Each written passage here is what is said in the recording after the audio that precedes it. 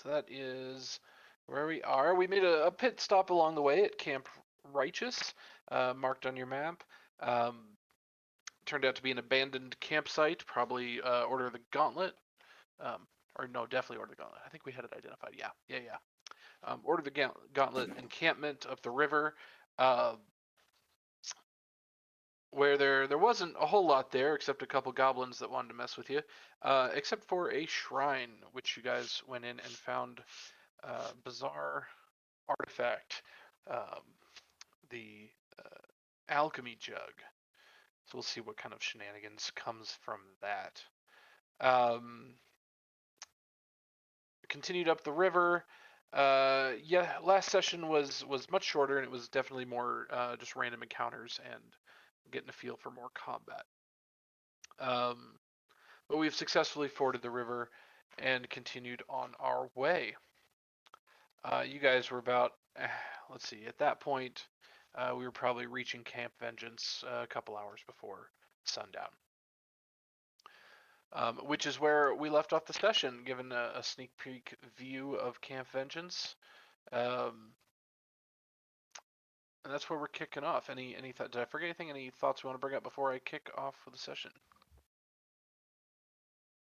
No, I think that was it. I mean, the only person who's been disappointed by last session was probably Smoke that she didn't get her dinosaur egg. It just means I gotta level up, guys. Level This up. isn't the end. This isn't the end. I will try again. We wouldn't expect anything less. To be I get that next badge so you can have them obey you. Exactly. What you need is one of those little tiny feathered dinosaurs. What are they? Are like Dinothesius or something like that? Yeah, Deinonychus. Yeah. Then you have a dinosaur that's the same size as you. It's like and your it little can twin buddy. attack. All right. Camp Nianzaru. Port Nianzaru. We're not in Port Nianzaru. We're at Camp Vengeance. All right.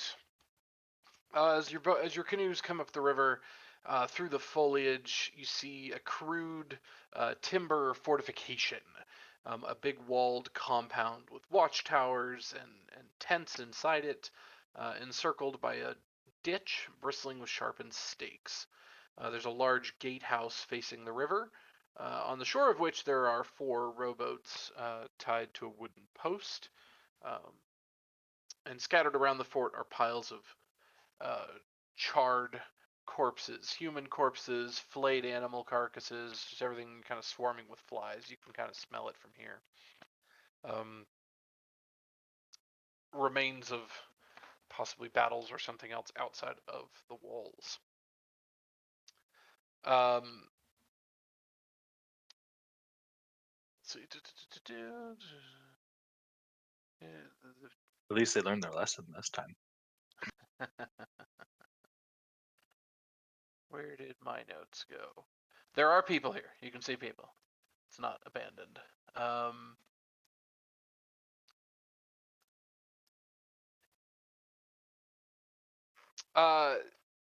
Facing the river is an entrance there, a little bit of a gatehouse, large gate there, and standing atop it you can see 2 guards with chain shirts and helmets, spears, standing atop the gatehouse, observing this direction, and they clearly spot you guys coming up the river from afar. No alarm is raised or anything like that, however. They just kind of observe. And presumably we come and pitch our boats here next to, or on the shore, because this was the destination for your companion. Your companion, her name was Undril. Your companion Undril. What did I do? I clicked something. You unlocked something. Oops, I'm just clicking around the map. Hit something on accident. That's okay. What's the approach? How are we doing this? Anything special, or I can just narrate approaching, but turn and run? What are we thinking?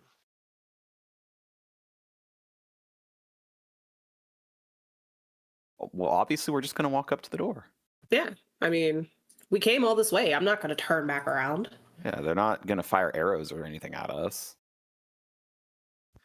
Fair enough. You slowly disembark from the canoes. I'm gonna put more NPCs on the screen just so I remember they are there. What do I got here? I got Bernie and Pedro. You say Bernie and Pedro?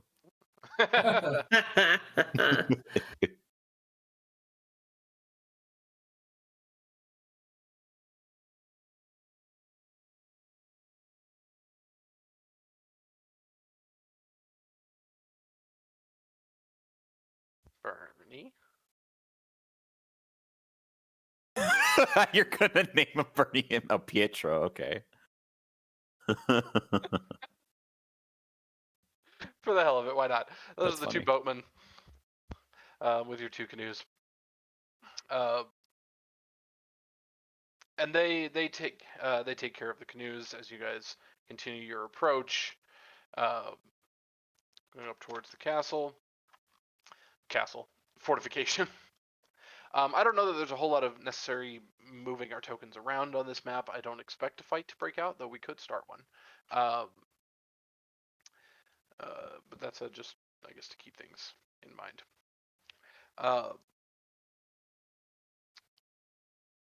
Approaching the gate, one of the guards hails you, and you can see them picking up short bows next to them, just in case. Though you're clearly not approaching with malice, so to speak. And just calls out, says, "Oh, who approaches?" I guess Thoridne will speak out and he'll be like, we're some adventurers here looking for other things, but we've escorted one of your members here to your camp. And he'll point out Undril. Undril next to you, yeah. She jumps in quickly, saying, "I'm Undril Silvertusk. I carry a message for the Commander Breakbone." Commander Breakbone. There we go. I'll articulate. And she holds up some sort of pendant bearing a crest on it. The guards kind of inspect your group briefly, and then one of them heads down the wall. The other keeping an eye out front. Opening the gate, there's the guard who came down, as well as two other guards that you can see them have sauntered up towards the gate to find out what's going on. And they come out. Pleasantries are exchanged as Undril explains her purpose.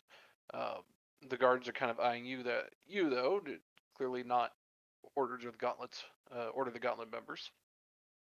But you're much better dressed for a jungle. These guys are all out here in heavy metals and everything, except Gerald. I suppose Gerald's got heavy armor.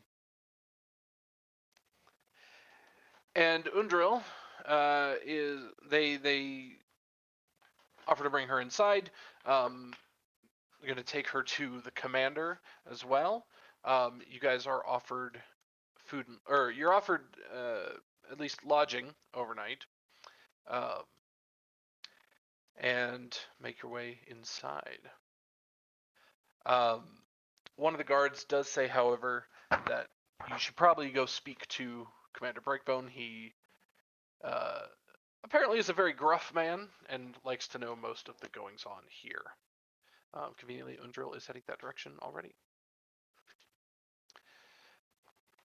And I'm just going to keep narrating until somebody cuts you off. If you have anything to say. As of right now, no. Escorted through the camp to the command tent. Let's see, just making sure I understand what's going on here. A little more description. As you were walking up, you saw the ditch around the outside of the camp was like a 20-foot deep ditch. The palisade is solid logs built all around. It's probably about 12 feet high. The gatehouse consists of like a ground level entryway and the upper floor, and then there's an upper floor that's reachable by a ladder. The platform up top that the guards were looking down on you from offers decent cover from the ground. You see the other guard go back up. Inside, there are lots of people milling about. You probably see 20 or 30 people wandering around through the tents, doing various activities, sharpening weapons, cooking food, things like that. And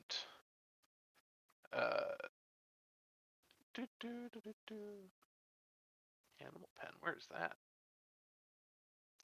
You can hear there are animals. Live, yeah, a little bit. Down on the southeast corner, you see a pen. It's got some goats in there milling about.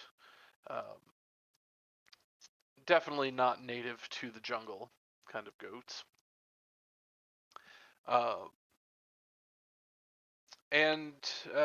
Yeah, the people milling about, some are wearing full armor as if they're on watch or patrol or just at the ready.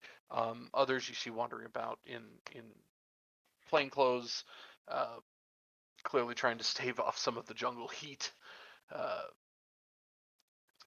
And there's various moans and whatnot coming from some of the farther tents, and you can kind of peek inside. You see people laying on beds in there, like maybe it's a kind of infirmary or something back there. The big command tent is of course this large rectangular one. Inside is a man. Do I have a description of him? You're not going to give me a description? Fine.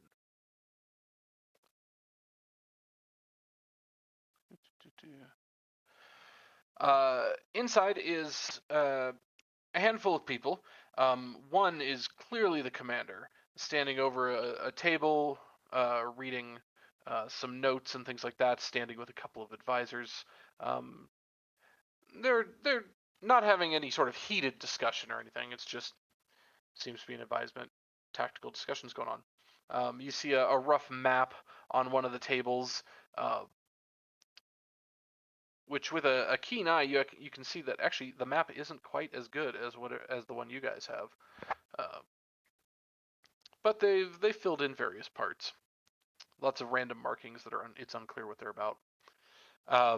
Commander Breakbone is a rather tall, imposing human man, probably mid 50s, with a short cropped kind of orange red beard. And he's speaking with a couple advisors. They break off as you guys enter, and he stands up a little straighter to see who's entering in. Undril is taking the lead as she walks in to deliver her message. Commander. She introduces herself, Undril Silvertusk, and she pulls out a packet of dispatches, which surprisingly are still in pretty good condition, despite the fact she was dunked in a river halfway here. They don't seem very wet at all, so she has a pretty good waterproof pack, apparently. And that, I guess if this were a video game, I would say, doo-doo, mission complete, escort mission complete. Undril has made it to the camp. Yay! Woo!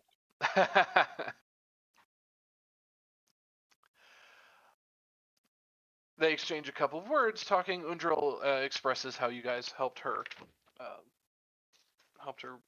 come up the river. And the commander turns back to you guys. Goes, my thanks for escorting our messenger here. So you've come to join the expedition then? Good. We could use a couple of extra hands. Here, meet with Tenzien. Lord Barbarian.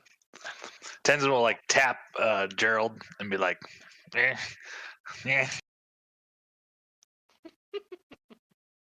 Gerald will look over at Tenzin and shrug his shoulders. But he'll look over to the general and say, "What expedition?" Expedition. Well, to rid this jungle of the corruptible evil, of course. Your new recruits, yes? We got lots of tasks need done around here. Oh, no, we're not recruits. We're here to deal with something else. I mean, I suppose it means, I guess, and he'll look over at his team, I guess we're kind of on the same... Our mission is to find out what's going on with the healing magic that has been starting to spread across everywhere. People who have been raised back from the dead are now getting sick and dying, and it seems as if healing magic itself has become less effective. He kind of stares at you for a second, going, healing magic is less effective, huh? Where did you hear that from? Multiple people back up on the Sword Coast. We're actually here partnered with... Was it the Hoppers that helped us send us this way? I think so. I think it was. Yeah. The Hoppers, those ninnies. So you're Hoppers then? Oh, no. I don't believe any of us are affiliated with the Harpers. But more so that this is just a hiring. They hired us to help figure this out, to come down here to Cholton and see if we could locate the source of this issue. It may even tie into the undead roaming these jungles. We're looking for something called, what was it again? The Soulmonger? Kind of eyes you up and down and goes, well, I don't know about any soulmonger, but that is the mission. We're rid this jungle of the undead. I don't know if you run into any on your way up here, but they are roaming about and they are fierce. But don't worry, we've been taking out quite a few of them, and we will continue to do so. That is our purpose. You sure you don't care to join? We've got, we could use an extra pair of hands. Always another sword. But I believe we have other obligations right now. You see, we are on our way to at least search for clues. They just happened to lead us in this direction, and we felt like we could help your comrade Undril get to this location. She had asked. that's a pity. Anyway, it's good to know you're no friend of the undead. Suddenly, he gets kind of a little bit more of a weary look on his face. Like he's just relaxing slightly. I'm sorry. I do have a question. What exactly happened back at the other camp downstream? It seemed abandoned and attacked. Downstream. Camp Righteous, yes. Sad business that. We're not certain of the details, but that was our first outpost out here when we came exploring. I was not part of that expedition, and in fact, none of us were. We send messengers back and forth, but at some point they went completely silent. Not hearing back from any of our scouts, we brought this second expedition up here. I'll pause for DM to make sure I'm saying the right thing. Where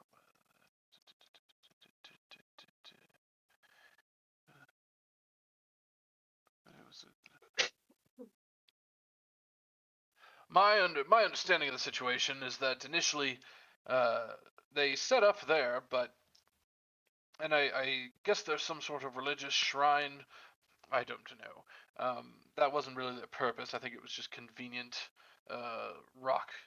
convenient solid ground to build up against. And they made some good headway. But I don't know if you've seen the camp. There's hardly any defenses there.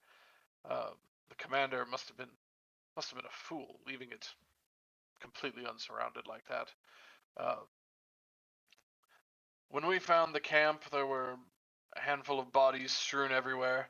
Not everyone accounted for, but most. They looked like they'd been ravaged by something, maybe could have been a pack of animals, but if you ask me, I suspect it was some undead. But a wandering group of undead large enough to take out that encampment, must have been something fierce. We know better here, though. As you've probably seen, our defenses are much more capable, and I'm very confident we can help rid this jungle. A handful of warriors did escape from the slaughter, and actually we found them here. They made their way up the river and sort of dug in, fending for their lives, and that's where my expedition found them.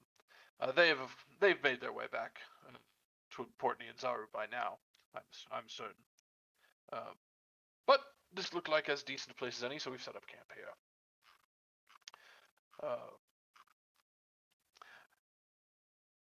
I tell you, this jungle is nothing like I've ever dealt with. I'm a man of battlefields and armies and strategy. All this running through the trees, fighting mindless beasts. But the cause is good. We will complete our task as it is laid before us. So tell me, how long do you intend to stay? Long. If you're talking about here, I guess maybe for the night and then set out in the morning. I'll look at the group if that's kind of what we want to do. Smoke will nod. Yeah, but if he's talking about to be on Chol, he'll be like, but if you're talking about how long we are going to be on Cholt, well, I suppose it's until we can find and end the source of the issue we came to solve with this strange necrotic energy that seems to be flowing through the air.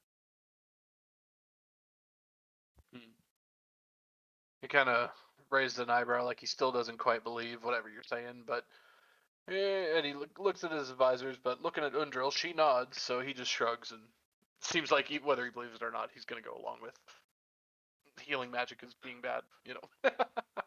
It's not bad, it's starting to fail. Yeah. His body language indicates a skeptical man who is picking his battle. That's fine.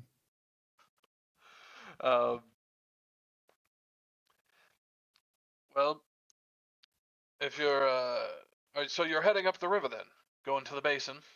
No, I think actually we're going to be heading into the jungle from here. If I remember right, that's what the map looks like. That was the goal, is to get here and then head into the jungle, right?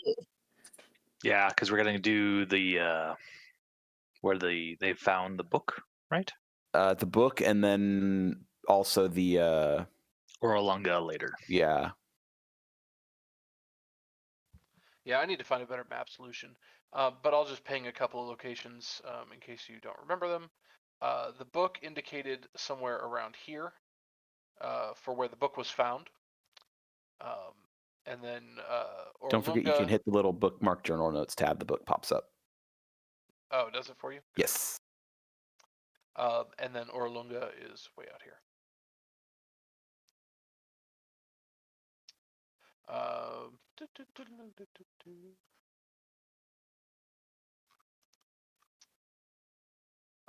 Okay.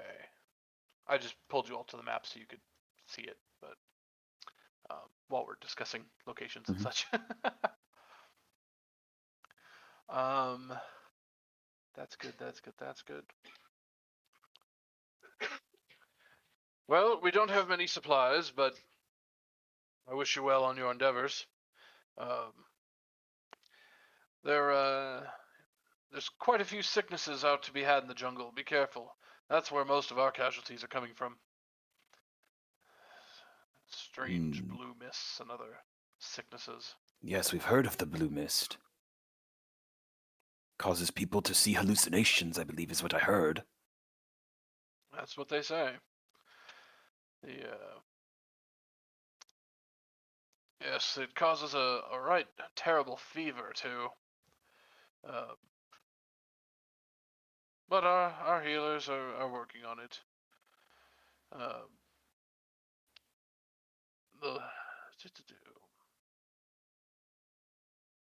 some of the other ones we're not quite certain where it comes from. Could be ticks or other insects, something else we're not certain. But as long as my men gets healed, that's all I care about. Let's see.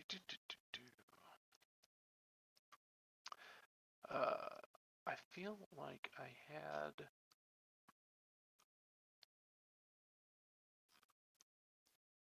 Well, party, anything you would ask of the commander? Any requests or anything? Just a tent for the night? Yeah, I Uh, think Tenzin might that's nudge Gerald and be like motion towards sleeping whenever here whenever we show up. So if he could offer us the ability or chance to rest whenever we get here and use this kind of as our own ranging base camp if possible. So Gerald will look over to the commander and say, since we've established that we are not a threat to you and are working together for the same goal in a sense, would you be all right with us being able to come back here and rest as needed? As long as we don't use any of your extra provisions and all that and we bring our own stuff.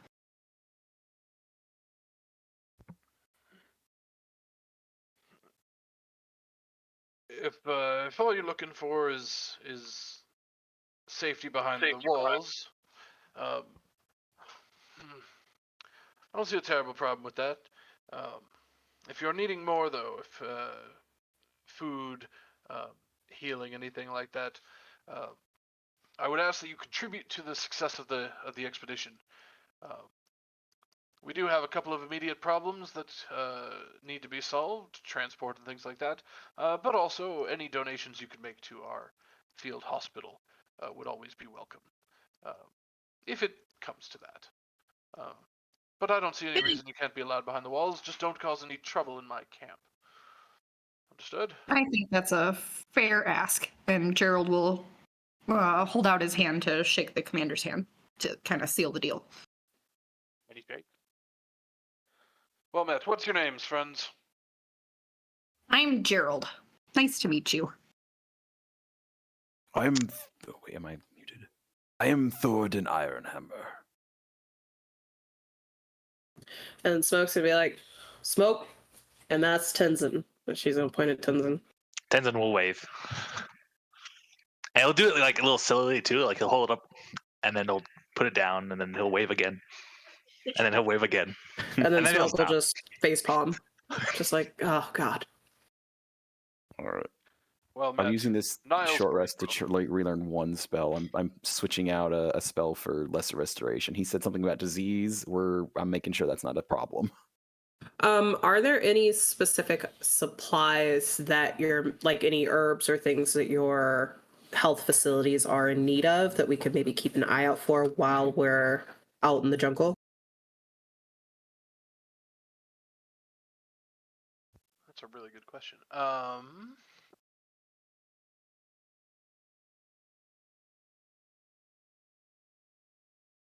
I had notes on this. I'm gonna be so mad if I find my notes and the answer is no.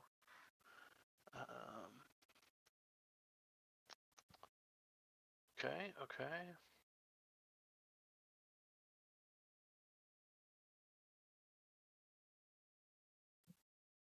Head out.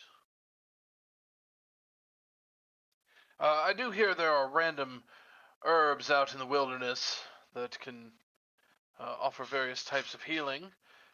You might have to speak to my some of my healers. I'm not particularly trained in that art.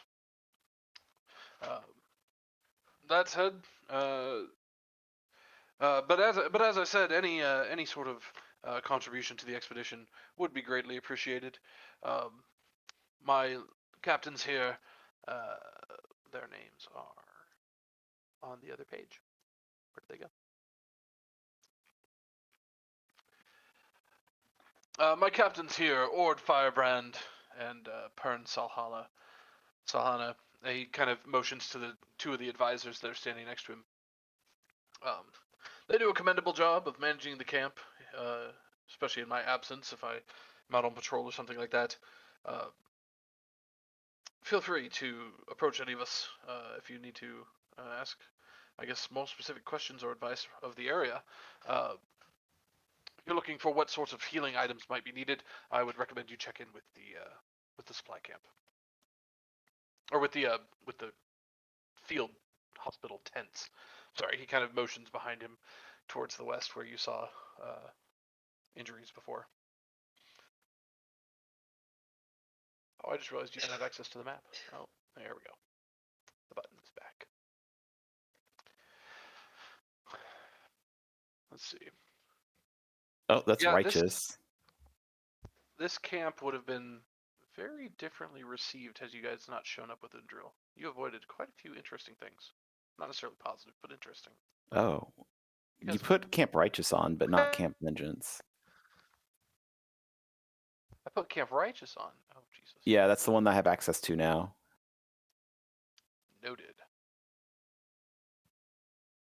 So I have Cholt and the Camp Righteous. There's Camp Vengeance. Haha, thank you.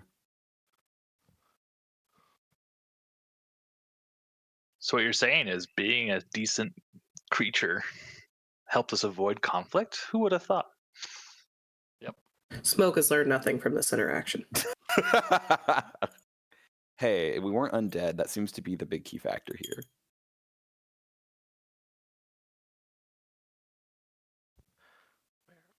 So I guess I'll go find one of those generals and ask them the same question. Because, I mean, if we are ever in a pinch and we need to contribute, that seems like the easiest way to do it. Yeah, like if there's anything that like they want us to look at, or if we have any specific things they're looking us for to report, like movements of the undead, if there seems to be something suspicious.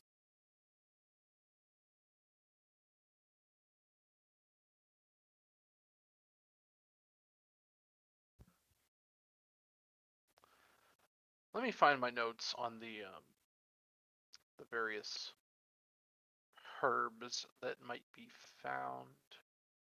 Because you guys found one, interestingly, earlier, didn't you? There it is. Did we? I don't recall that at all. Yeah, we dug out some Ryath roots, I believe. Oh yeah. The one she said like, "Hey, this gives you energy." Okay. Speaking of our guide, because I completely forgot about her, at this moment, I believe she stayed down with the canoes to assist them. So she didn't actually come in with you guys. Just throwing that out there. Eku. Yes. I think once we've secured like a tent for ourselves, we can go grab our people so they can also get rest. Well, and Bernie and Pedro will be leaving us probably tomorrow morning, right?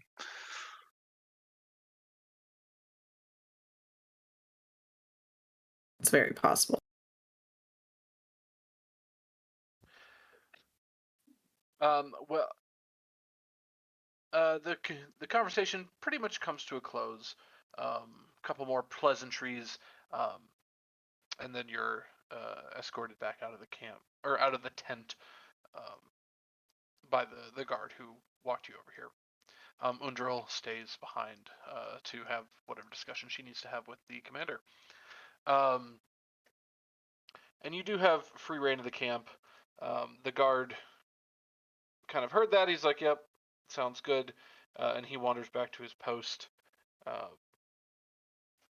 That indicates to the others watching that there's no harm, no foul. You get a couple of odd looks as you're wandering around, but more just keep an eye on the outsiders, not necessarily super suspicious of anything. Is the vibe you're getting? Too much work to be done. Okay, what does this do?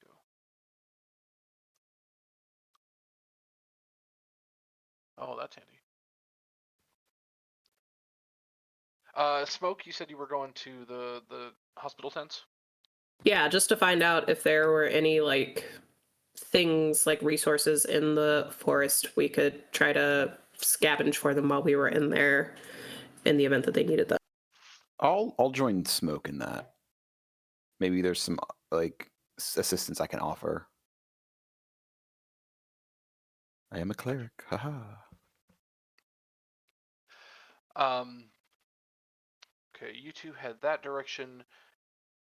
Gerald and Tenzin, I'll come to you in just a moment.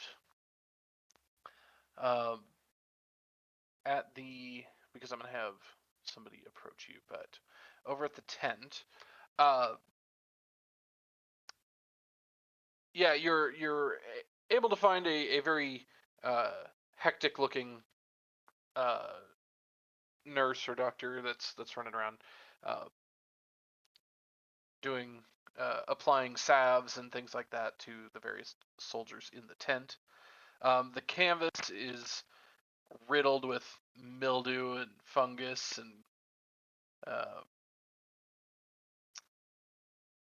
this whole place, it's like they're trying to keep it organized and somewhat clean, but man, the jungle is not the ideal place for a sterile environment.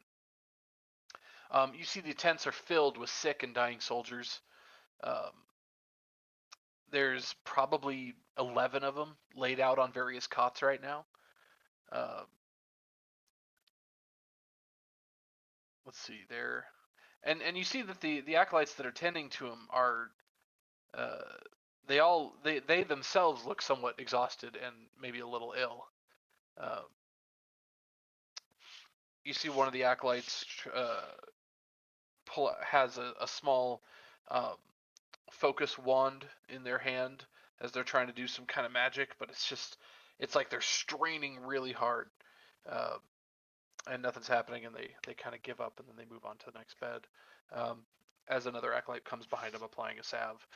It looks like there's just so much exhaustion here. None of their magic is really doing anything. What? Oh. That's the thing that I was just telling the captain about, and he seems skeptical.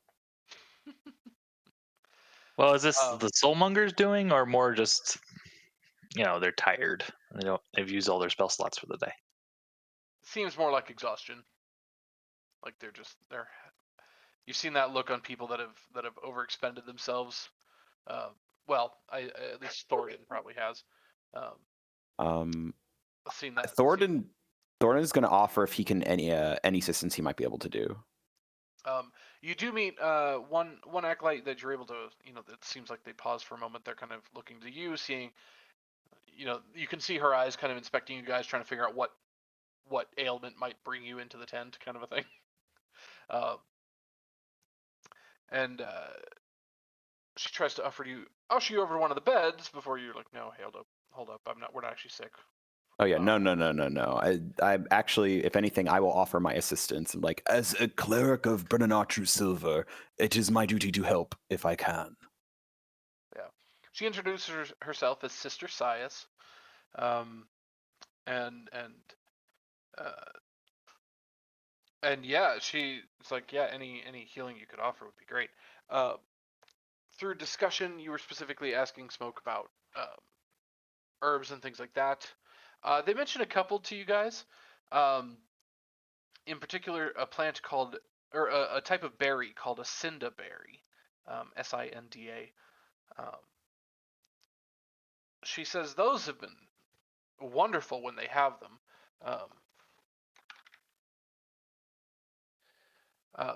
They've been wonderful when they have them, but they're a little hard to come by, or at least maybe they've picked the area clean. The berries are kind of they're dark brown and taste rather bitter, but they seem to push back on diseases and even certain types of poisons that they've encountered, snake bites and things like that. So the Sinda berries are very helpful,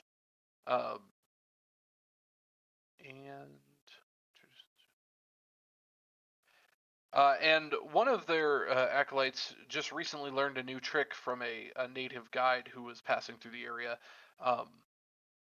a root. They don't have a good name for it. They just call it the wild root. But the wild root, if it's juiced correctly, and then applied and then introduced into the blood, maybe rubbing it into an open wound or something like that, seems to nullify a lot of poisons. So that's been very helpful against animal attacks as well. Wild root, cinderberries, those kinds of things go a long way. Any description for the wild root, or is it just best guess? She shows it to you. They do have some. You see her little basket has like 3 in it. They're not particularly large, maybe the size of a medium-sized carrot. And it's got kind of a darker reddish color to it, kind of like a beet or something like that.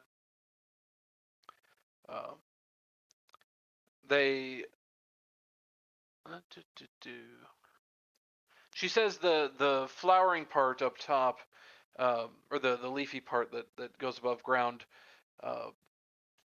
is actually kind of large as far as they found. It'll grow 3 or 4 feet tall as like a long skinny plant, with a handful of leaves on top, which is a deceptively tall plant for such a small root. But it seems they find them occasionally, but again they're having to travel further and further out, which just makes more likely encounters with undead. Sometimes their patrols out in the jungle will come across some, and they'll harvest to bring back, and sometimes they even make it back here. Other times the soldiers end up having to use it on the way back, just from encountering local wildlife or things like that. But that would be 2 of the biggest ones they could use more. They can always use more of in the healing realm. So cinderberries and wild root. Okay. Wild root. We'll have to keep an eye out on that.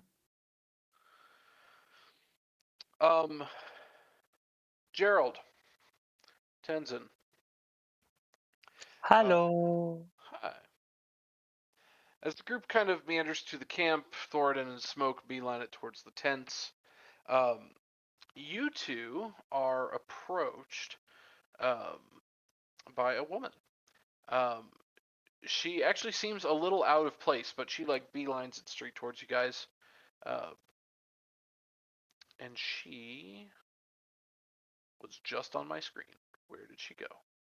Which of these tents is the medical tent? Most of the left side. Okay. Oh no, wait. Am I doing that wrong?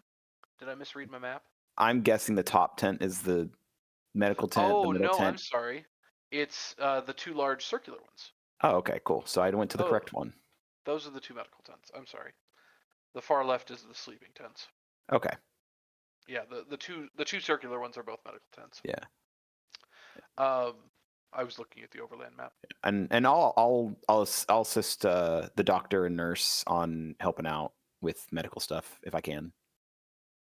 Perfect. And that'll be probably what I do the rest of the day.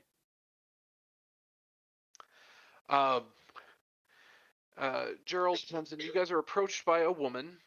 She's she looks mostly human, but you notice her ears are slightly pointed, so she might have a little elven blood. And she's wearing some dark blue, a dark blue traveling cloak over some robes. Doesn't seem like Order of the Gauntlet. It's kind of a just petite traveler, dirty blonde hair. And as you look a little closer, you can see she's got some kind of. At first, it looks like a skin problem or something. Parts of her, the right side of her neck going up onto her chin, you can see a really weird texture. It kind of looks like scales, almost. Little shiny metallic scales going. And perched on her shoulder is a little pseudo dragon that's laid itself across her shoulders. For those of you unfamiliar with a pseudo dragon, it's a dragon that's like a foot long, foot and a half. Watch out, they got stingers. She Oh has my her own gosh. personal Mushu. Right. Kind of seems like a little familiar or something. Yeah, like Mushu. Yeah, sure. It's Mushu. Dishonor. Dishonor on you. Dishonor on your cow. And she's got kind of a inquisitive look on her face. You can see little bags under her eyes. A little bit of worry, maybe sleep problems or something. And she comes walking up and just saying, "Excuse me, did you just get to the camp? You came from outside?" Approaching Gerald and Tenzien. Yeah, we just arrived. Oh goodness. I'm looking for my father. His name is Artis. Artis Simba. You didn't happen to see him out in the woods, did you? No. Rings We saw no bells. We saw dinosaurs and some goblins. Is he a dinosaur or a goblin? No, he's human. But well, I've been trying to find him. He came out here for something stupid. He's an archaeologist. He likes to explore ruins, but this whole place is way too dangerous. I've been trying to find him. Of course, He then I went got by separated from himself? my group. Lucky I found this encampment, but he took off looking for some lost city. I don't even know the name of it. He went with like a reptilian man. I don't know. He was all scaly. He didn't really talk, and he smelled funny. But last I heard in Portney and Zaru, the two of them were last seen heading into the jungle. I was hoping anyone might have seen him. I Are sure you wish. heading back out there? I mean, yeah. We are. Do you have like a picture of your father? I don't, unfortunately. DM, have this ready.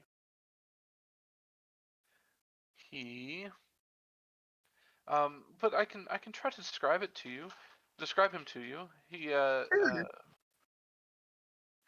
He's a little tall, average. I don't know, maybe just under 6 feet, I guess.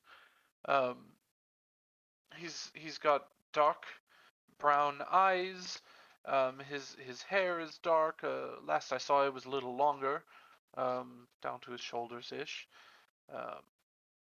He tended to sport a short mustache last I saw him, but who knows if that's grown out in the jungle. Like I said, he carries tools and things like that in his back. I don't know what he would be carrying with him for traveling at this point. He said he was looking for an ancient city of some kind, but every time I ask a local, it seems there's a different ancient city around every tree. No idea where he might have been going. But if you haven't seen him. Thank you. If you do see him out there, please tell him to come home. I expect I'll be heading back to the port city here soon. Maybe folks have seen him there since. How long has he been gone? Oh, I'd say about a month. Oh. And his name was Arthur? Artis. Artis. Artis, yes. My name is Zandala. He is Artis. Artis Simber. Let me put that in chat. Does the scaly, asking you, Nathan, does the scaly dude match the description of the guy or the body that we discovered at Camp Righteous? The body you discovered in the latrine? Mm-hmm. No, I The think guy- that was just a soldier. That was just a dude. He was Okay. wearing like chainmail. Yeah. Okay. Yeah. That was just a dude. Cool. Make me an Arcana check if you would, Gerald. With Good my luck. -1. Let's go. Okay. Not terrible. Just hearing Danny in the background. It's like me rolling a strength roll. It's great. You feel like you've heard of this. You've never seen anyone with scales like this before, in your short-lived life. But you feel like you heard Stefania talk about this. Some wielders of magic might start emulating the source of their magic, and grow weird afflictions, things like that. You're wondering if maybe this lady knows a bit of magic.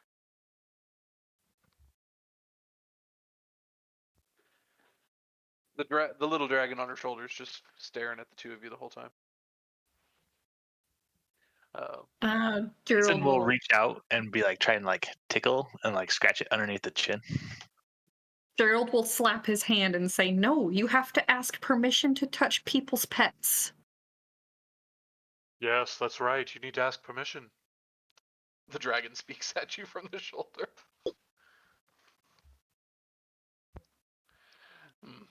And Tenzin will hold out his hand like, eh? Eh? No, not right now. I've got better things to do. He actually shuffles up a little bit, does a little shimmy, and then takes off, flying around one of the tents. Gerald will call after him. "Do you have a name, good sir?" Oh, don't mind him. What is it? Oh, Summerwise can be temperamental. But he really does have good intentions, I swear. He's a wonderful companion. Keeps me out of trouble most of the time. He seems really cool. I like him. Oh, and her name was Andala, if anyone cares. Well, she thanks you for the information, or lack thereof, I guess, that you haven't seen him. And starts to move on. Yep, not much to that interaction, but someone's looking for Artis Simber, if you happen to find him out in the jungle. Beyond that, okay, so Thoridne's spending most of the rest of the evening in the tents, and I suppose that's all I remember anyone saying they want to do. Do we have any other tasks, or we're thinking we're gonna spend the rest of the evening fixing our gear, cleaning the blood off, and preparing for the next day? That. Yeah, absolutely that. Do you need me to make any like medicine checks or anything? No, you're not on any rush or anything like that. All right. Earning brownie points though. Nice. Yeah. As I'm glad to a help. They're allowing us to stay here for the night, and this is it's my duty. I am a cleric. I must help. depends on the cleric. As a side question, does Thorgrim or Thoridne have everything he needs to cast Lesser Restoration? Because I know there's some material cost for that one, I think. Lesser, I don't believe has a material component. Greater does for sure. I think lesser is just verbal and somatic. Yeah.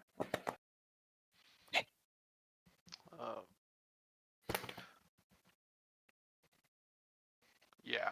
Zach? What's I up? believe it is. Do you need any material components for lesser restoration? No, I looked it up before, and I was like, nice. It's just a free cast. It's Greater Restoration that's going to need it. Dope. Okay. So that's a good thing. Just wanted to make sure our cleric had everything they needed, so that if we do run into poisons, hey, we can solve it. That's a good point. And actually, let me take a pause and be nice and look at Jason's character. just in case he needs any materials he hadn't thought about. I don't think he does though. Yeah, aren't rangers mostly material agnostic? Yeah. Well, it wasn't until Tasha's that they even got to use focuses. So.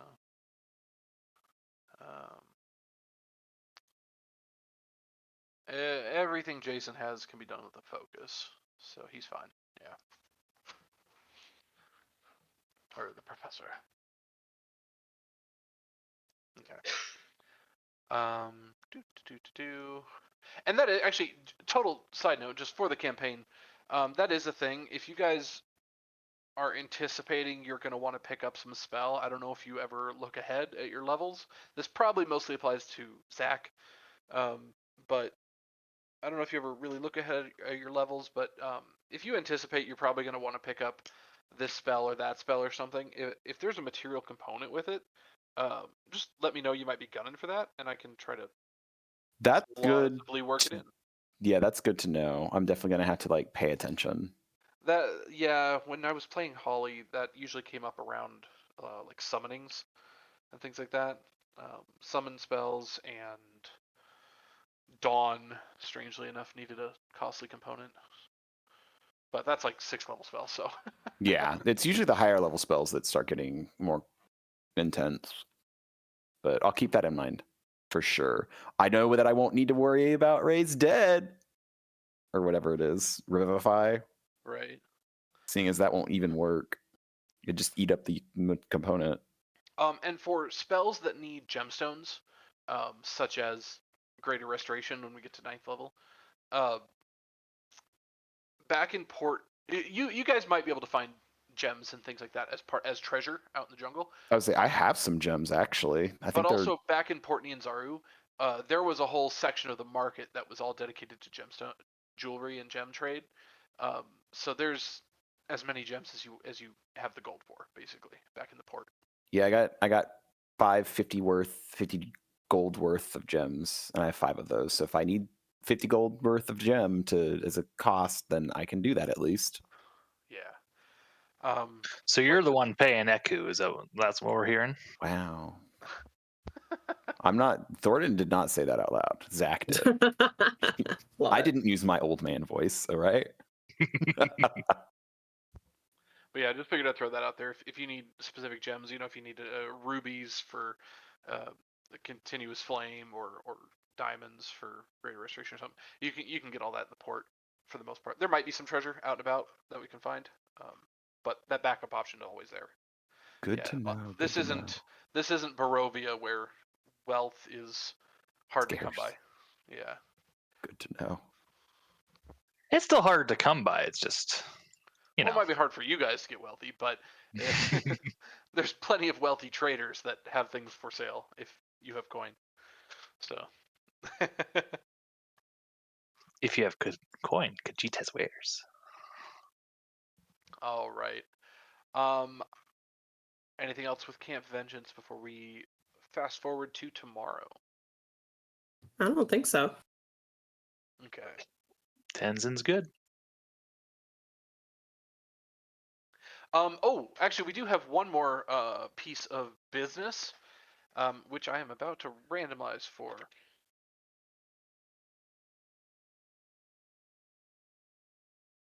I need to remember I can learn augury if I'm stumped. Although I need tokens worth 25 gold, which again easy. Do any of you remember the deal we made with the boatman?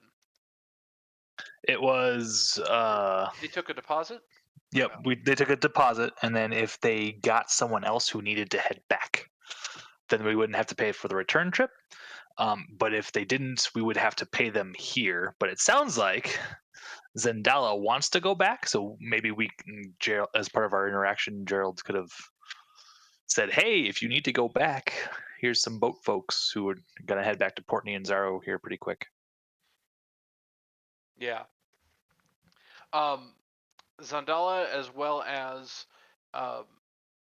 you see the boatmen are, by the time you go to speak with them again and hash out your deal and discuss your deposit, they've already been in talks with some of the Order of the Gauntlet members. Apparently, people willing to transport are definitely in demand. They have some sick or wounded that need to be transported to the port and extracted from the jungle. So between Zendala and the Order of the Gauntlet themselves, these boatmen definitely have work. And so I don't recall who paid the deposit, but you get your deposit back. Might have been Jason. I don't remember. I guess I thought we only paid for the trip down, and then we would have to pay them if they didn't have anybody going back. I'm not sure though. We might have to look through the old stuff. Yeah, I don't remember 100%. That's okay. We can go pull up the recording. Double check. I'm sure I wrote it down somewhere, but I'd have to go digging. So I just wanted to say that out loud. They have return fare. You're not on the hook for it. Yay! Nice. Beyond that, where did the token go? Oh, there it is. Okay. Sorry. All right. So where are we thinking of heading? Looking at the map, which I guess I'll pull everyone there. Can I do that? Hold the scene.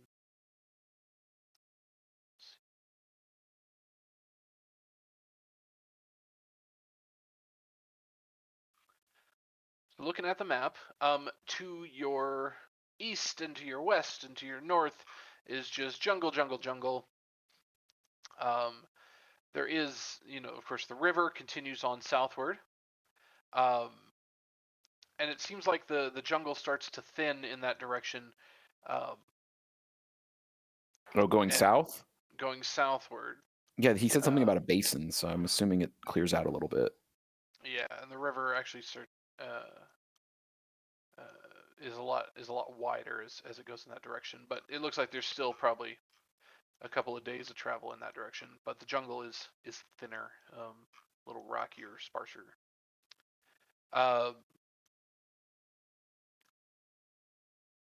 Now, so what direction are we thinking of heading in? We're getting off the water and just trekking it.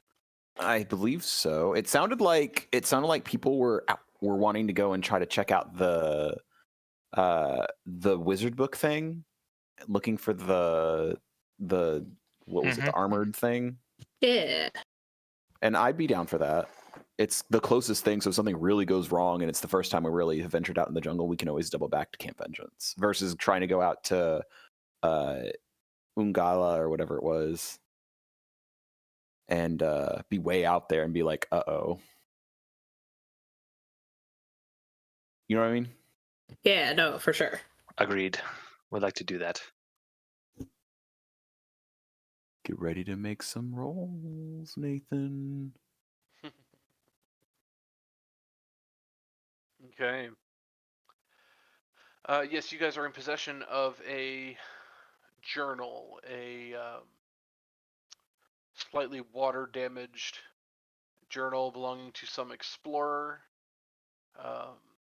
Based on the dates in the journal, it has, the last time it was written in was, close to 15 years ago.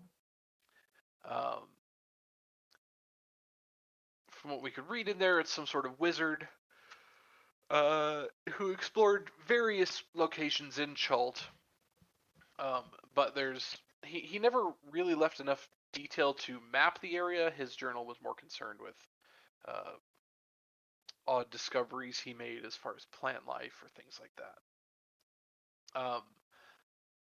The author describes a traveling companion he had, apparently a shield guardian, which is a type of construct. The guardian's name was Vorn. Strangely, we can't actually find the wizard's name in the book. He never names himself. But the guardian is named Vorn.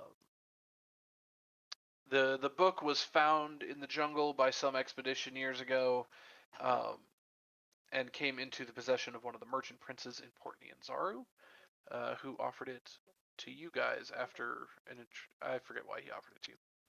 But He's like, hey, I would love to get my hands on this shield guardian or find out more about what happened. He did give you the journal, so you could reference it. The journal contains a picture of the control amulet that Vorn used, or that controls Vorn. But of course, it offers no clues as to the amulet's current whereabouts, or really the shield guardian's whereabouts either. But he would offer a reward for that construct and the control amulet.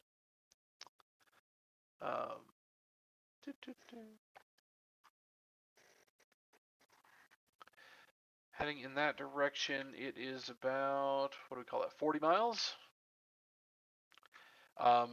Traveling overland, that's going to be about a 4-day trip.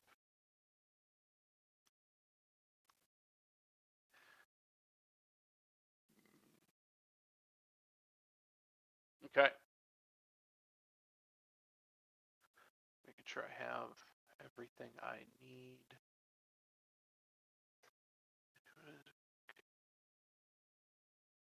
That one's fine, that one's fine.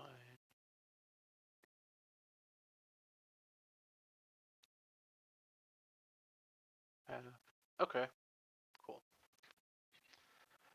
And the next morning you set off into the jungle with your guide, Eku. So who, now, Eku knows the location of Orlunga. Do you want her to try and guide towards Vorn, or is someone else taking the lead on the navigation at this time? Is it going to be Smoke again? So I have an. I wish Benmus was here because I would force Benmus to do this. But so here's the thing. I say we try to navigate our way to get to this like location, right? And Eku helps. Eku helps, but also I want to say, why don't we have Eku specifically look for some of those cinderberries or wild root type stuff, like things that might help us. You know what I mean? Like she knows this continent and she knows the plant life better than we do. So she might be better to have like on the lookout for things that might be useful while we just focus on trying to navigate through the jungle. And if she's like, oh, no, don't do that, like jumps in and is like, hey, then we'll listen to what she has to say. Does that make sense? I think that could be very fun, so I'm down.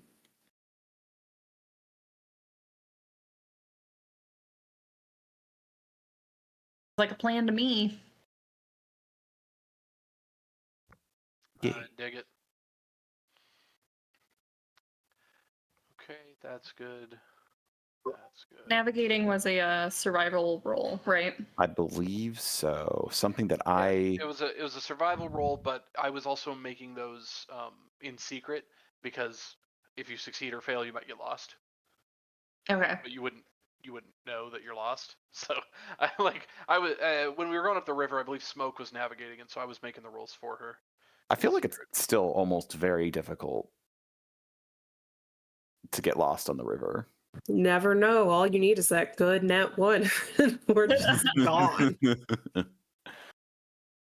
So then, question party-wise, like who has the best survival? I have a +3 in my survival. I have a +1. I have a +5.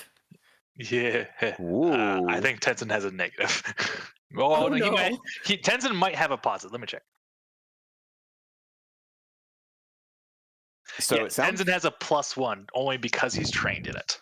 So it sounds like to me it sounds like Smoke is getting some actual land navigation experience now. And I believe I have the cantrip aid. Or guidance. So I will be constantly giving guidance to Smoke for that to help. How's that sound? You get a D4 on your rolls extra. Sweet. That sounds good. Hooray! Love it. I think this is a good idea. And we're marching.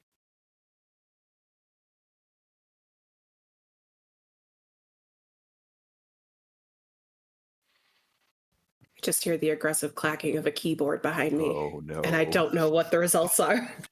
That's either very bad or very good. Well, I'm making other rolls as well for weather and things like that.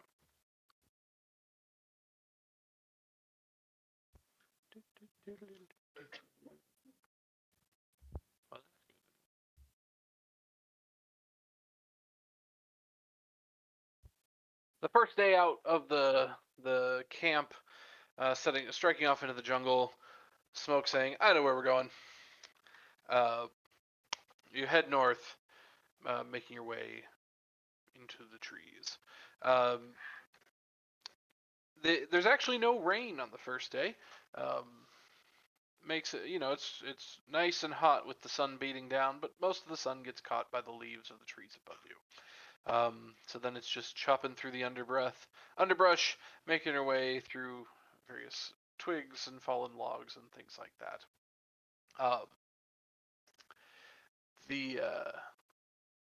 As you travel, you come across occasionally strange sights. Trees that are like bent over, but their roots are still attached normally. It's like they grew upwards and then sideways, almost at a 90-degree angle.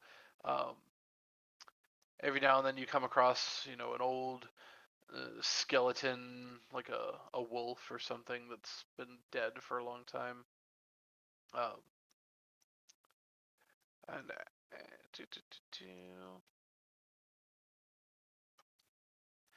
But otherwise, the day is somewhat uneventful. Oh, I need to do my Fog of War thing.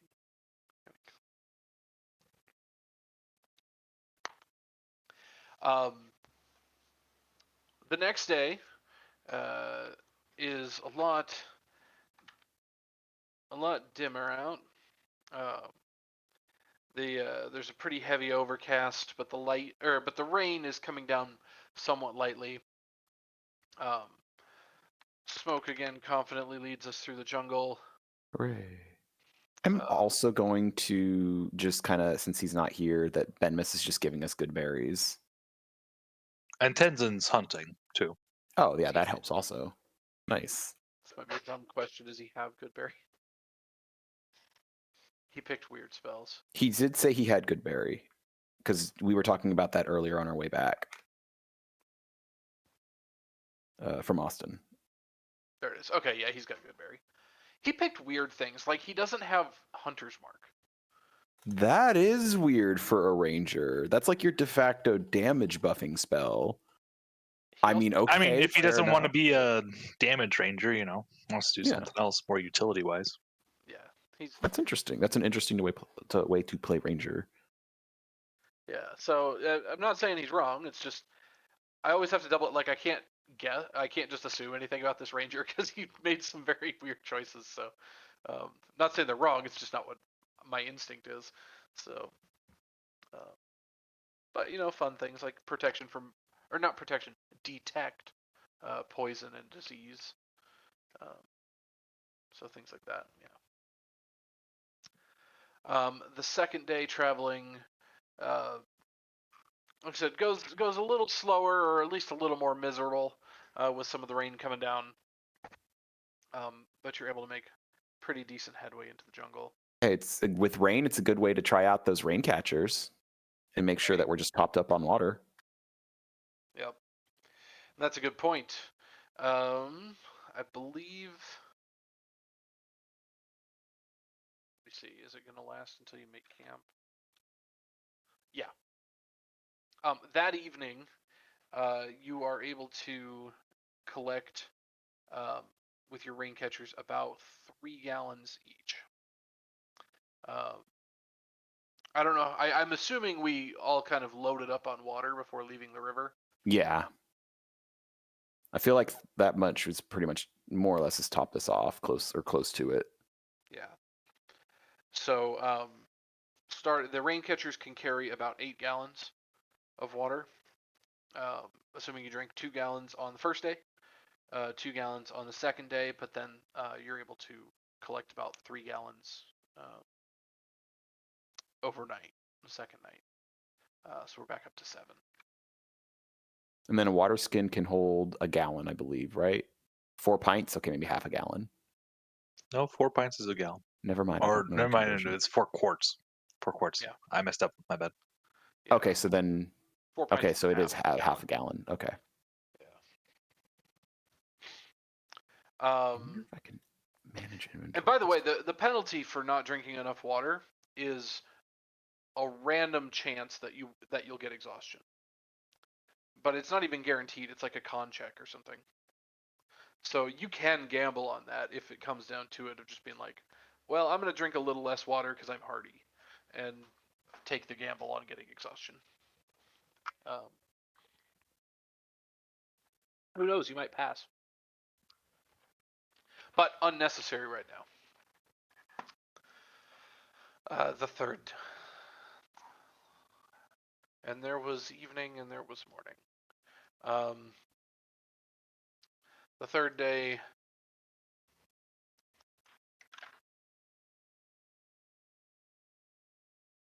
Okay, Smoke, you're doing pretty good at this. Hey. Hey. I say this as the rolls are terrible. Wow. I was about to say, like, are we sure he's not being sarcastic? You know what? I don't know any better, so I'm confident in this. You guys are you're a water trusting me with navigator, land not- travel. Exactly. This is on you guys, bro. Hey, you got that extra D4. Maybe it's helped.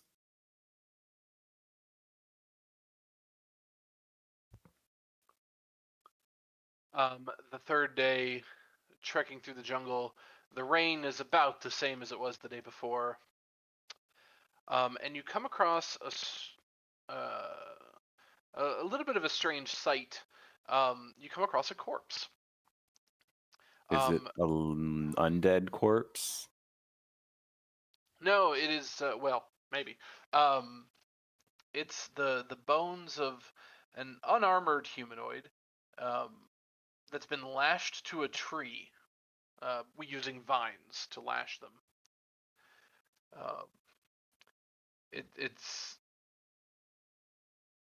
It doesn't look terribly old, but based on the clothing that's on it, still looks in decent condition. But it's been like picked away, like scavengers or something have picked away at this down to a skeleton, just hanging there lashed. Do we see, like, without touching the body, like, are there any, like, maybe identifying symbols on the clothes or any personal effects kind of like scattered around or something like that? Yeah, that's a little bit of an odd thing. There's actually, and while I'm saying this, make me a survival check, Smoke. As you're poking around, this doesn't appear to have been an encampment or anything like that. It's not like this person was camped here. Well, clearly they probably didn't tie themselves to the tree. But yeah, there's no personal artifacts or anything around.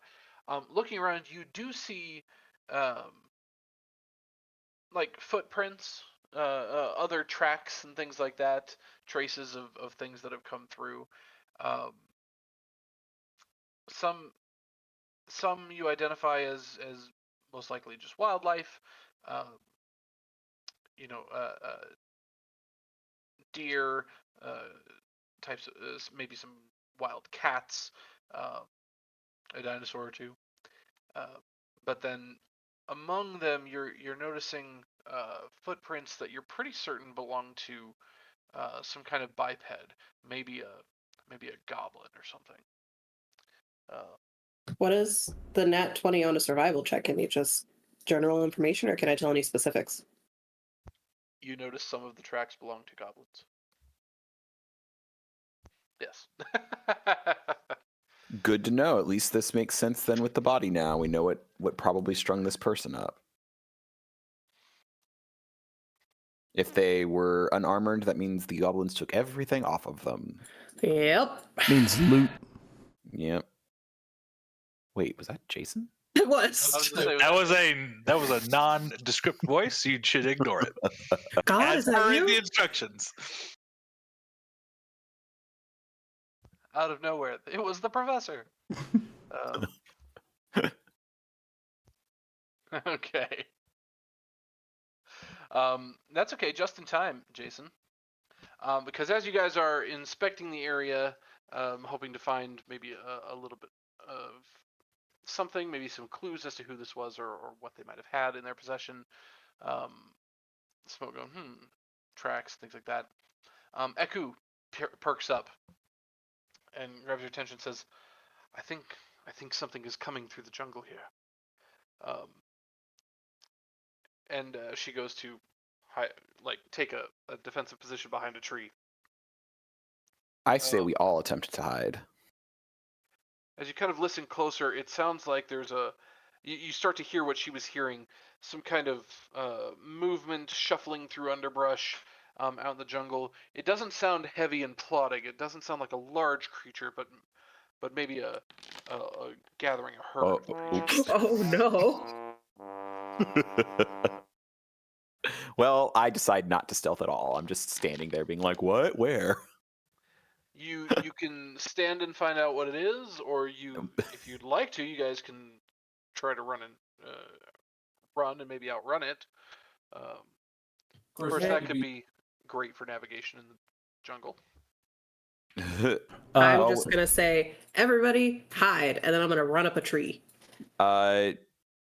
She says hide, and she runs up a tree, and I'm just like, what? And I'm just standing there trying to make sense of what exactly we're hearing. Can so I don't I? hide at Tenzion's all. gonna try and grab Thoridne and bring him with him. So, like, somewhat decent. A 12. We're trying to hide from whatever might be shuffling in your direction. What is this? What is all of these? We're just.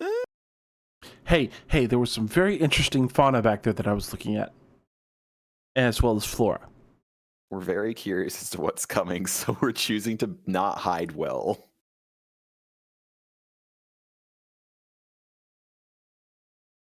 What a mess. Apologies, I'm verifying that I'm not just gonna dump something stupid strong on you. I just remembered you're level 3. So Oh. That is much appreciated. Thanks. You could bring us up to level 4, then we get some more stuff. Yeah, you could give us that fight, and if whoever lives gets to go to level 4. Oh gosh. I don't know that a piggyback ride for some mayonnaise is quite worthy of a level up, but we'll see. Ew, for mayonnaise? Oh, did you miss that part of the adventure? Maybe you did. Tenzien found his supply. Oh no. Every night, if he can, he'll try and take some and eat some mayonnaise from the jar. So gross. Oh. It's like not even on bread. It's just straight mayonnaise. Ooh.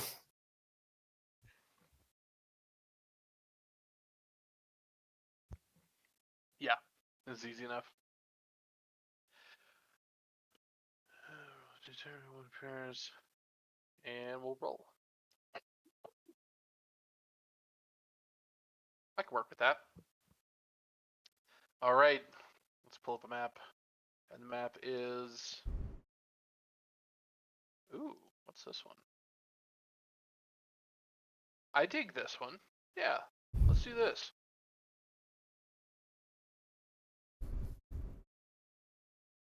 I do not own any tokens with vision in this scene. That is correct. I'm blind. I'm blind. Oh, there we go. Oh, that's right. It's nighttime. Right? Well, it's showing nighttime. Yeah, it's gray. Good that I have dark vision. Poor Gerald. And Eku. Why do all of my maps do this? I give up. No, it's not nighttime. Middle of the day. You guys are just trekking through. Okay. It's high noon. And let's say we were here. Why is it?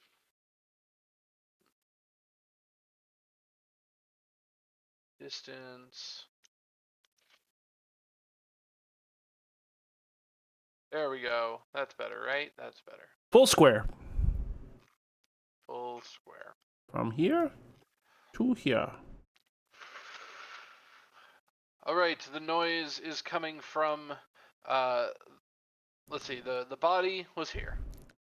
The noise is coming from the south. We did some lovely stealth rolls. Arrange yourselves. Where are you hiding? You have about a minute or two. From when Eku gives the warning to when whatever it is. Wherever Tenzien, I guess, is that's where Thoridne is, because he got dragged up by him. Sounds like a good idea. Eku scrambles up a tree. Smoke is also up this tree. Oh, we'll see our guide go to the tree. I'm gonna go base of that tree. And she's like waving at you to get away because she knows you're like being loud. She's like, no, go find somewhere else. Where's Thoridne, or not Thoridne, wow, where's Gerald hiding? What's hiding? I mean, I'm kind of standing out in the open right here, too. This is literally, I think this is the worst place for Thoridne to quote-unquote hide.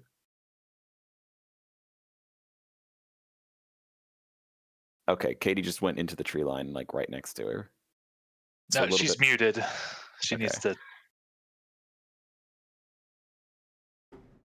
Is she pinged? I thought I saw her ping, like, this spot right here. Yeah.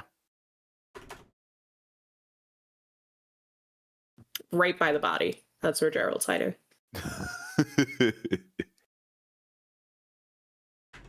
Did you mute yourself on a different...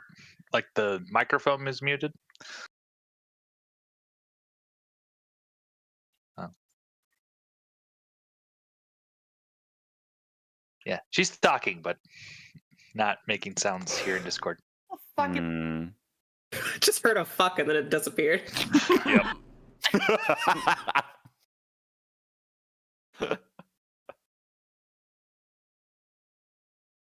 My computer.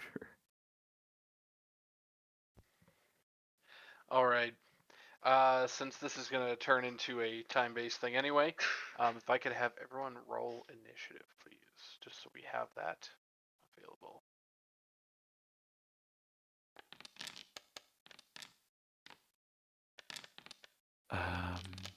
So we're now rolling initiative, huh?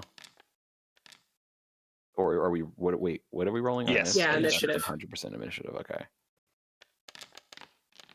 Hey, at least I had that. Right? Forgot to have your character Professor- selected. Damn Yeah. it! Sorry. Professor and Tenzin are going same time. I have dexterity. Yeah, yeah. Wow, I'm you're both ass- at 14. I Okay, was I'm assuming you have a better dexterity than I do. players, how would you like? What order would you like to go in? Tenzin. The professor can go first. Professor goes first. Okay. Not that it matters. We're at the end of the turn. All the dwarves are at the end. I love that. That's beautiful, really. The slow, chunky boys are at the end. Hey, we got short legs. Give us a break. Okay, Mr. Battle Sense.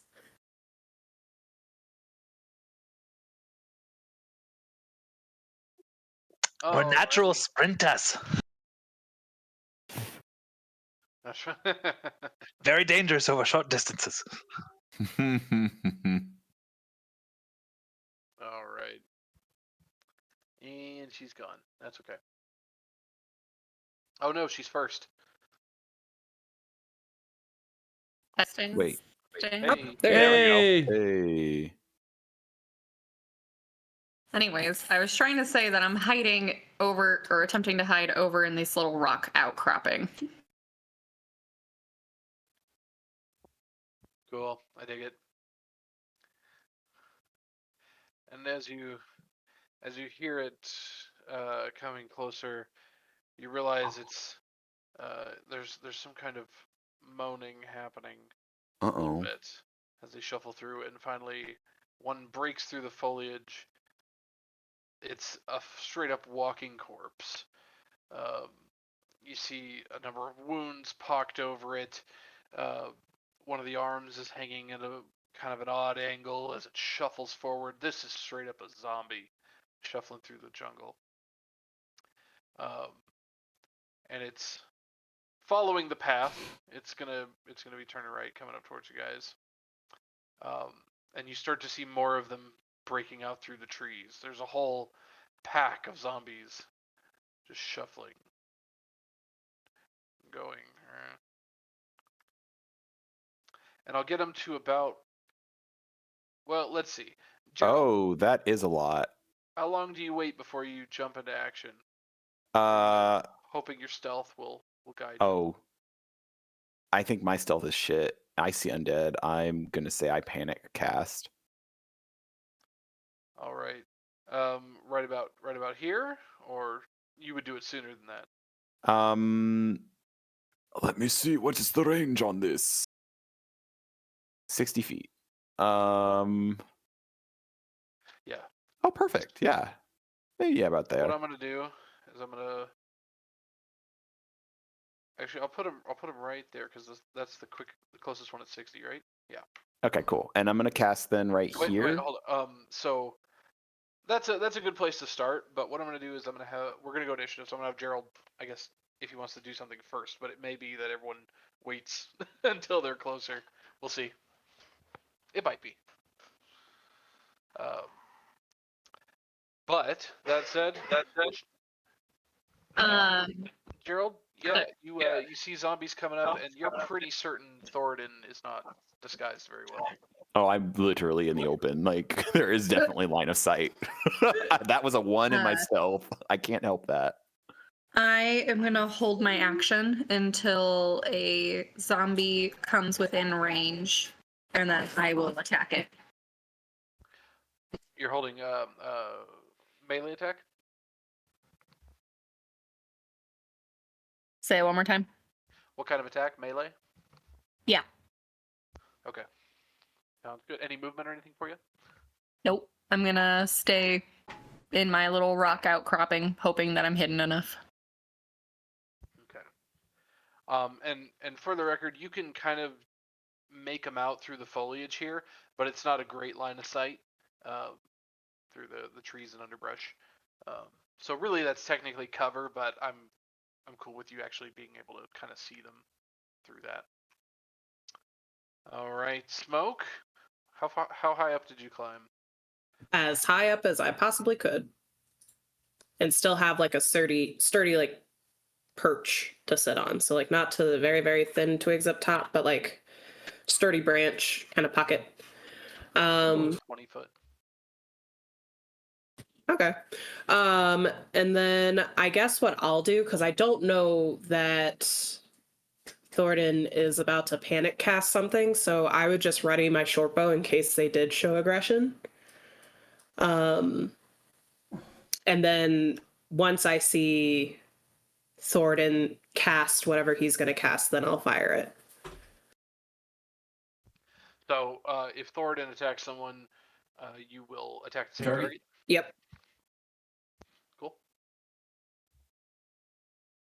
Aku does nothing. Thoridne, it really is you. You get your full turn. You can move and attack and whatever you want to do. Ooh. Spiritual weapon. You know, I should have had that ready.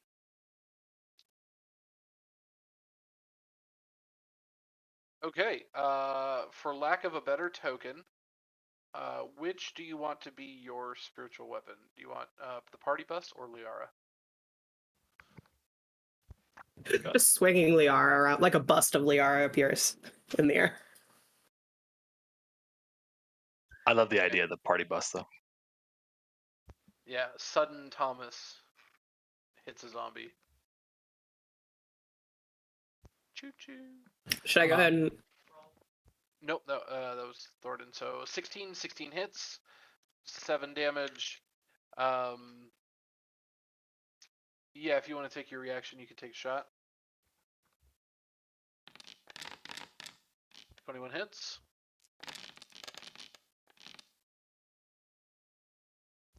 Bam, bam.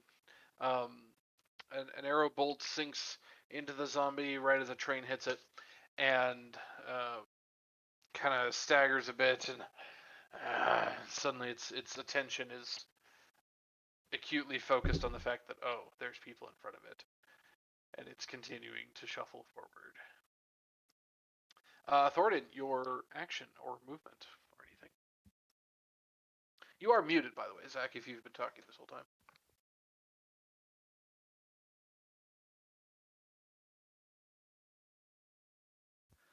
Oh no. Did we actually lose Zach? Sorry. I can cast a cantrip still, right? Yep. Yes. Ooh, I'm gonna cast a cantrip. Dex saving throw DC 13, please. On this zombie. Same zombie that got hit with the Thomas. Sacred Flame, I assume. Yes. Good. Wow. Well, that ends that. My turn's done. I'm gonna hold position.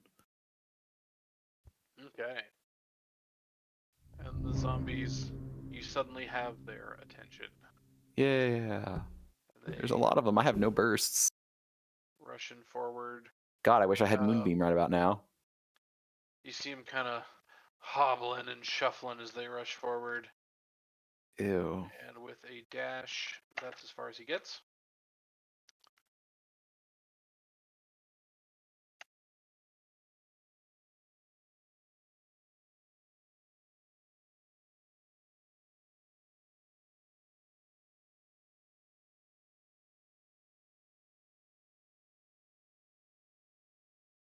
All right, Professor, you're on deck as soon as I figure out all my zombies. What would you like to do? The zombies are basically just double moving, just rushing forward. Pull out my bow and arrow and stay crouched behind the grass and watch exactly what's going to happen. And You're not taking any shots as they rush at Thoridne? no, because I'm not sure. Do we know if do we hear any more rustling than these, or is it just the being the group? At this point, you just hear all this snarling as the group kind of busts out. You may not have good line of sight on like this half over here. But I got a clean shot on this guy. Clean shot on this guy. Actually, I'd say at least all three of these probably are clean shots. And this third one might be like a half cover, but these guys for sure clean shots. All right. Well, in that case, I'll pull out the bow and let an arrow fly at the guy I have targeted. Oh wow, that's a tiny little dot. Okay. What did I do? Did I have like giant pixel scale on this? I'm not doing my 50-foot squares. Yeah, probably. All right, take your shots. Sorry, all my stuff isn't importing from D&D Beyond. It's like all my equipment's gone inside Foundry. Uh-oh. So I'm trying to give it a quick re-import. But I don't seize it.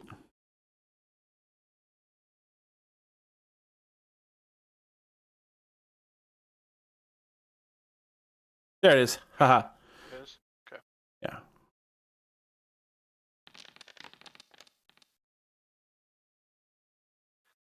What's that? 16 hits. Or 6 piercing damage.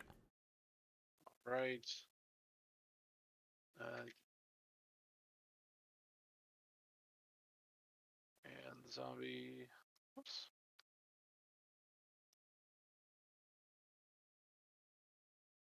How much damage did I take? 6? 6 piercing, yes.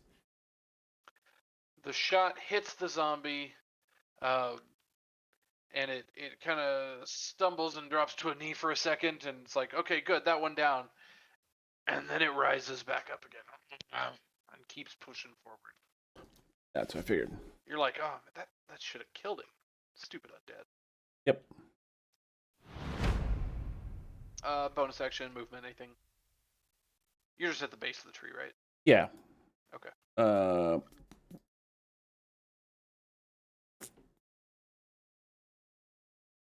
It's an action, so we're going to shuffle over to there, next to that rock and that plant. All right, Tenzin. Before he moves, Tenzin's gonna look at Thoridne and like punch him on the shoulder for being out in the bout and causing all the damage. And then Wow. he's going to move. Ooh, wait, I should measure this. Make sure I get my numbers right. So 15 feet, boom. And then he will rage and attack the zombie. Nice.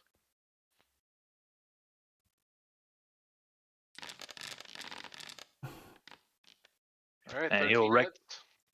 Yep. And then remember, add additional 2 to because I'm raging, so 12 damage. 12 damage. Mhm. Okay. And the zombie collapses as you just cleave straight through it. Oh, thank goodness. And then finishing my movement, I will get here, and then basically go into his battle rage thing. So whenever anyone makes a melee attack against an enemy within 5 feet of Tenzin, they have advantage on it. So, and he's gonna basically try and plug up the hole while he's raging. And that is Tenzin's turn. All right. Okay.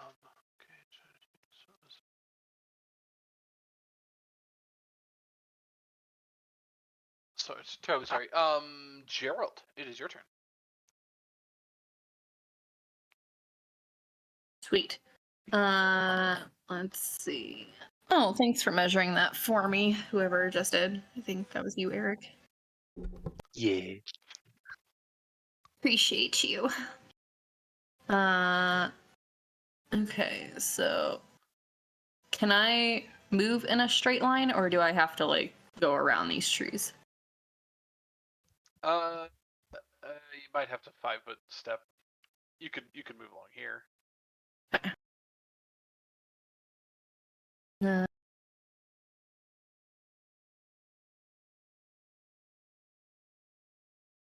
As Gerald comes up, Tenzin kind of motions to the square next to him to kind of be like, make a line, so that we block him off from getting past us. Nice. Okay. So putting my movement there, I am gonna take my action to channel my divinity to turn the unholy. So I need a wisdom saving throw DC 13, please. Ooh. For Just It's a 30. Nope, it's a each fiend or undead that can see or hear me within a 30-foot radius. Yes, turn undead, right? Or is it legitimately a different No, name? it's a paladin thing because turn undead's cleric. It's a turn the unholy. So a fiend and undead is who's affected by this. Each fiend or undead that can see or hear you within 30 feet make a wisdom save. If they fail to save, they're turned for a minute or until they take damage. Nice. So. And we need that to be. It's everybody but this one. Yep. Cool. Wisdom saves, where they at? And what? Oh man, I'm gonna have to do a whole bunch of these, aren't I? Yeah. And 1. Okay, this is gonna be from right to left because that's how my brain is thinking right now. Is from Tenzin to the left. So, 1, 2, 3, 4, 5, and then we'll go up 6, 7. what's the DC again? 2, 13. Oh. 3, 4, 5, 2, 3, 4, 5, 6, 7, 6, 6. Oh, I was hitting the wisdom button. They actually have a +0. 1, 2, 3, 4, 5, 6, and the 7th one is this. So, 13, 20, 9, 12, 3, 13, 13. So everyone except the 20 failed, right? No, DC 13. DC 13. So 1 fail. Okay. So that's 3, 4, 5.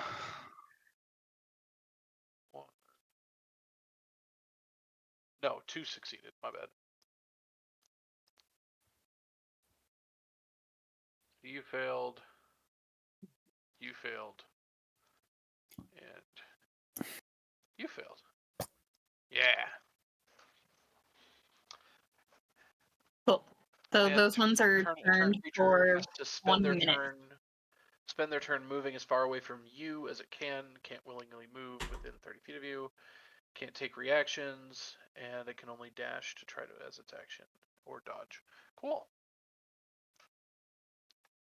That was a nice move, Oath of Devotion. Thank you. Yeah, it's a nice substitute when you don't have a cleric that can turn people. You mean like I can? Wow, call me out.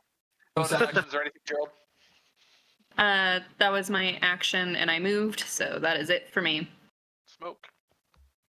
I'm gonna take aim at the one right in front of Gerald. This guy right here. Alright.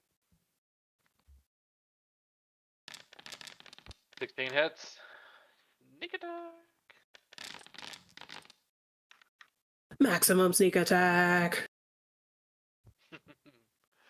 Bam. The shot takes a nice chunk out of its thigh. All right. Bonus actions, anything for you? I mean, I guess I can try to bonus action hide to see if I get advantage, but that's it. I'm not planning to get out of my tree. All right, make your stealth. As you kind of scurry behind another branch. Excellent. Hidden condition for that, so we'll just say you're that one. Eku, you know what? Eku's gonna be no help. She's hiding. She ain't gonna tangle with undead.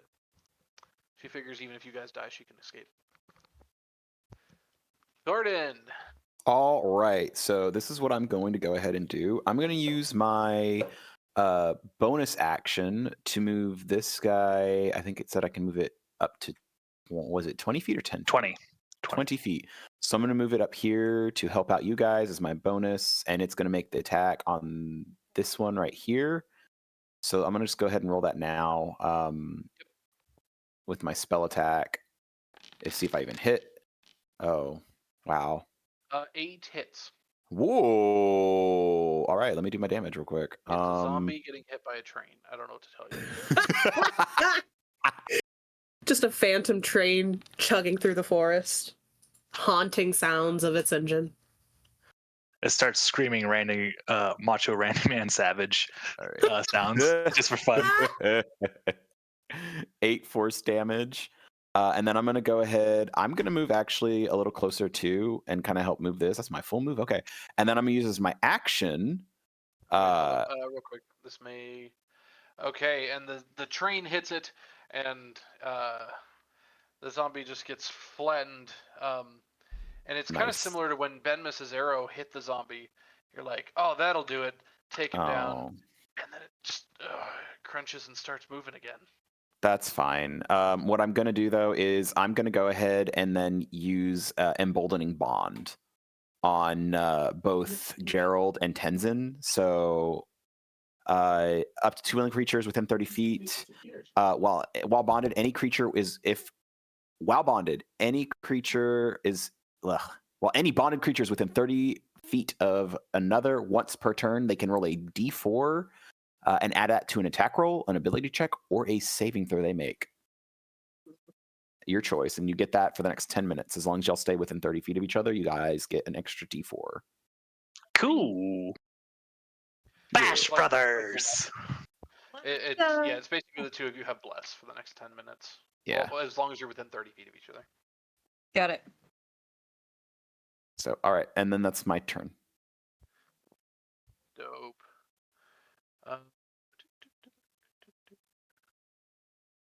And by the way, Zach, I'm going to send you a cute little screenshot Oh, okay. of a fun way to use D&D Beyond.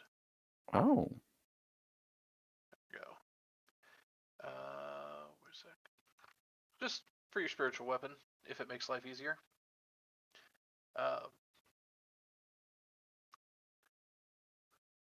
Cool.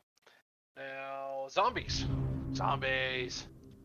Tenzin did recklessly attack, so any attack against him is at advantage. Perfect. I'm going to start with running away. They have to dash, yes? So they just take off sprinting.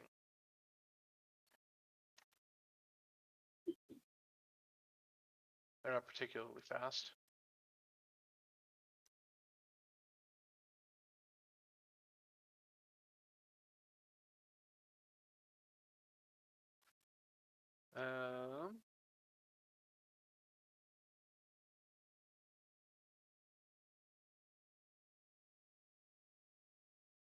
Okay.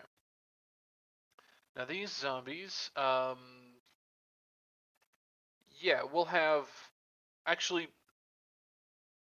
both of them see the opening, and they're just gonna pile on Tenzin. Bring it. Just slamming at you, their arms going back, whacks. It's not even claws; it's just raw bludgeoning. With advantage. Sorry, reveal. That is a 14 to Tenzin's armor class. Miss. Yes. Zombie number 2, this is the one on the left, does a 19 to Tenzin's armor class. It does. Does hit. For 2 bludgeoning damage. That I reduced to what? Because I'm raging. How far can this zombie get?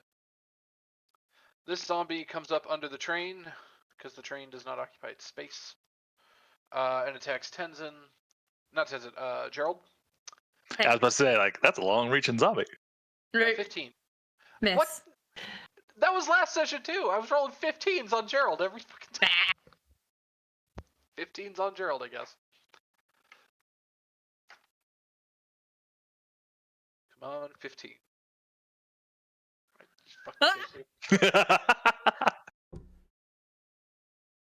What the fuck? Okay. I think we should take this as a sign that Gerald is actually 15 years old and no one wants to hit a minor. Did he lie about his age? I would never. They're like, "Are you of age? Are you at least 18?" You're like, "I'm 19. I just look like I'm 15." That is true, though.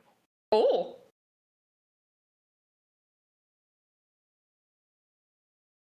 The zombie crawl. Is it climbing? Oh yeah. So this zombie runs. It heard noise and heard a couple shots come out of there, and this zombie's sprinting at the tree and just starts clawing at it and trying to climb up the tree. He is not a dexterous cat though, and with a climbing speed, so he goes very slow up the tree. But 15 up the tree? Holy crap. Yeah, that's like almost his entire movement up the tree. well, it's a dash action, so that's his whole turn. But yeah, that's as far as he can go. Zombies only have a 20-foot movement. Oh wait, no, I'm sorry. It should be, well, it's probably more like 12 feet up. But I didn't really feel like subdividing a half square. You know what? I'll do 10. I'll do 10. That's a nice compromise. We'll do that. As the zombie's climbing his way up. Although I could do 12 and make Danny figure out 3-dimensional triangles. This one attacked Gerald already. Professor. Party on the ground. I'm going to move closer, take my bow out, and let's take a shot at this guy who seems to look worse for wear. Okay. All right. Survey says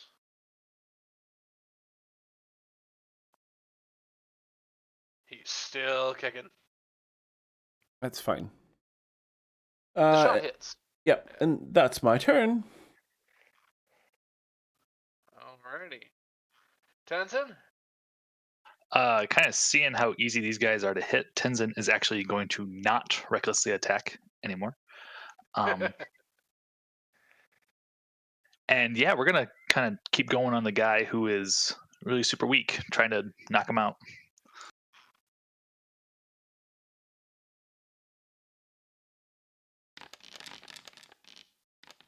So that's a total of 9 damage. There we go. It's all right. I'd rather than be making these on these constitutions instead of trying to hit us and continue to roll 15s. Any movement or anything else for you, Tenzin? Nope. He's going to just keep raging and holding the line. Gerald? Actually, is it possible that Tenzin and Gerald could like swap spots? Like so, Tenzin will like tap on Gerald's thing so that like they do a switcheroo, just so that then Tenzin's in combat range with all the zombies, and Gerald's not taken as much. You guys are right next to each other in initiative. It's kind of a swap. I'd be okay with it. Except Gerald's going to take 2 opportunity attacks That's fine. by moving out of range. I'll risk it. 2, So- not 1. Yeah, there's I one see under one from here. Thomas the tank engine. Oh, that's why. Okay. Yeah. So if you're cool with 2, I mean, I'll let you guys do it as kind of a. You're not really spending your movement anyway, so I'll allow the cool maneuver. It would just yeah, it'll take the 2. Hit me. Okay. Well, we'll see. Number 1. Hey, Hey, it's not a 15. 19 hits. 19 hits. Yep. For 2 bludgeoning damage. Beautiful. So far, I've put 3 damage in the party. Yay. Actually, speaking of damage to the party, I can't see ally hit boxes. It probably doesn't matter right now, but Yeah, that is kind of weird. Yeah, I'll fix that. Well, nobody's taking any damage except you and Gerald, so. Yeah. Top of the initiative order, right before Gerald's turn, that movement will be kind of part of your turn, but top of initiative, through the kind of misty, like I said, it's not bright and sunny out. It's a kind of dark overcast, kind of dank. The mist is falling down. And Professor, because you're not directly engaged, you see something off to your left, which I guess in this case is the right side of the screen. Yeah, that direction. You see something off in this direction. At first, you thought it was something wrong with the trees, and then you realize there's just kind of a haze to the trees over there. What color is said haze? Yeah, kind of a bluish tinge. There's just kind of a mist just creeping up slowly through the trees, but you see it expanding over the ground as we're fighting. And I'm gonna double check my radius, but I'll put a little template on the screen. Gerald, it is your turn after just swapping spots. Right. I am gonna hit this one right in front of me.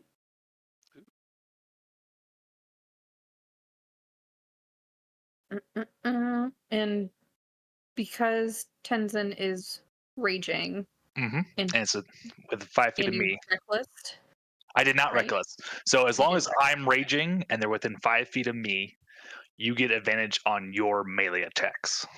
Cool. That's what I wanted to know. Okay, let's do this. 19.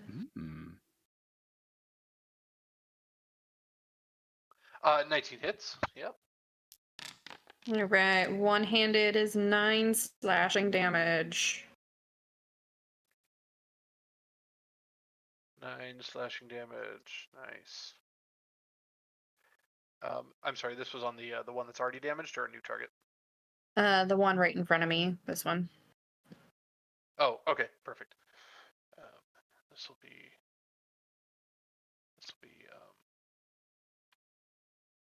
What's that look like? Nope, that's way too big. Oh, it's like right there. Uh-oh. Right where? Nothing. I don't know. I haven't seen it yet. That's the worst part about this. Mm-hmm. Knowing it's there, but can't react to it. Where's my stat block? Okay, there we go. 9 damage to the zombie directly south of you. Thank you for your patience. Okay. Anything else for you? Bonus actions, anything like that? Nope, that is my turn. All right. Smoke. Yeah, smoke. Before Smoke takes an action, Thoridne's gonna yell out because I can see this zombie that kind of went towards where I know Smoke is, right? Oh yeah, I mean, all of you would have seen him running off. In that direction. I'll yell out and let Smoke know. It's like, Smoke, I've got some guiding bolt for you to help with you. AKA, once it gets to my turn, I'm casting guiding bolt on that zombie. If I hit, it gives you combat advantage against him. Well, right now I do currently have advantage because I'm hidden. Ah. And you would have disadvantage on trying to hit with Guiding Bolt because you are engaged. Oh, that's right. Crap. You would have disadvantage because you're making a ranged attack while in Yeah, melee range. it's considered arranged. You're right. You would also have. He would also probably have like half cover. So yeah, I mean, you could try if you'd like to on your turn. Well, I have until my turn to figure that out. Smoke. So what I'm gonna do is I'm gonna pull out my rapier, and I'm gonna drop down to hit him with my rapier, and then I want to drop down the rest of the way after I hit him. Okay, that's 5 feet, and make your strikes. 24 hits. Bad. Remind me, are you a swashbuckler? No. I sure am. What does You that are? get you? You're not the like mastermind or whatever the other rogue was. Oh wait, no. I'm the inquisitive. What's the inquisitive one? So what does that mean? Well, swashbucklers can get sneak attack even if they are the only. If there's only one creature around the swashbuckler, they can still get sneak attack. Oh. Well, she was hidden though, right? So she's kind of Yeah. jumping out, bam. Oh, that's a fair point. Never mind. Ignore me. Doesn't matter what swap class you are. Advantage, sneak attack, 13 damage. Beautiful. And I'm gonna drop down to the rest of the way down to the ground, and then I'm gonna bonus action hide in the brush down here. Okay. That is a 13 on your armor class. That is a miss. Beautiful.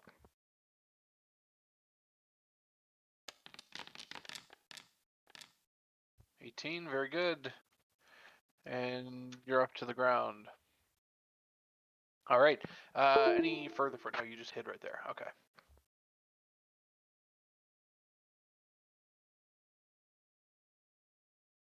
Like right there, just so I'm not directly by where I used to be when I was up in the tree, just like on the other side of the trunk. Works for me, Thoridne.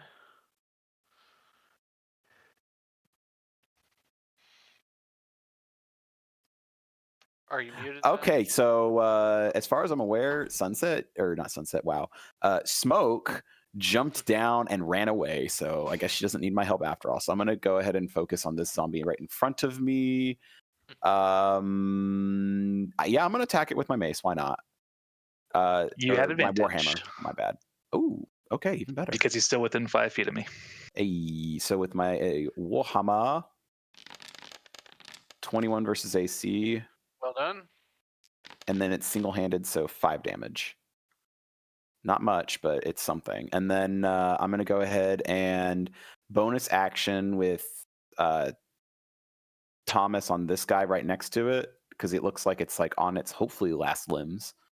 And does that mean does this have also advantage? Is it a melee attack with a spiritual weapon? Let's see. We Spell create a attack. spectral weapon within range. Less than the spell. We make a melee spell attack. So I guess it technically does have advantage because I'm raging and it's a melee attack against the guy within 5 feet. It's all melee attacks, not just melee weapon attacks. Ooh, that's a good question. Let me triple check. While you're raging, your friends have advantage on melee attack rolls against any creature within 5 feet of you that's hostile. Yep, melee attack. Get your advantage, bud. Yay! All right, let's go. That's inflict wounds. That's wrong. Here we go. Wow. I'm assuming 7 is not going to hit. A 7 does not hit. I'm sorry. That's incredible. Wow. Give you all the advantage that you can have, Yeah. and yet You roll a 1 and a 2. I'm having a bad luck with my cleric spells. Well, that's my turn. I'm done. All right. I'll hold the line. Zombies.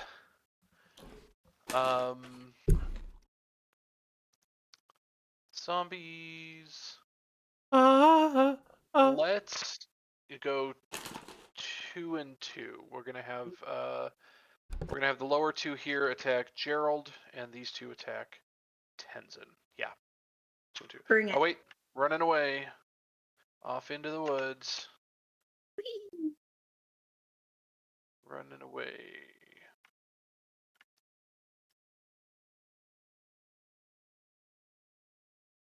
Actually, they don't even get that far. They're just kind of like difficult terraining it.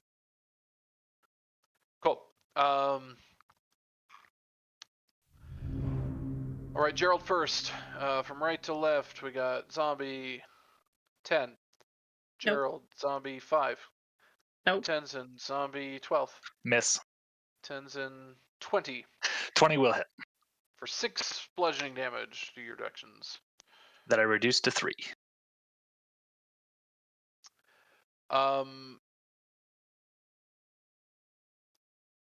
Okay, Smoke. The zombie drops down to chase you and loses sight and is going to, I guess, just actively perceive. So I'm going to roll a perception check for him. She's in the pouch. She has some puffs and she has some notes. Okay. Incredible. The zombie's poking around trying to find you and rolls a 0. So You can basically call me John Cena at this point, guys. This is amazing. John Cena. You can't see me. Dun, dun, dun, dun. It's gonna be the music that happens when I pop out of this tree and attack this guy. That's if I let you attack him. it gets about Smoke this is far. becoming my favorite character in this campaign. Actively looking for Smoke, fails to find her, becomes in this direction. Professor, you do notice the zombie spots you, however, and seems like you're a good enough target. But that's as far as he gets on his turn. And it is Professor's turn, but this zombie, you have his attention. Great. I grab a vial or a little flask off my belt, pop the cork, and trot over to him, and splash holy water all over him. Oh boy, you don't happen to have the link handy, do you?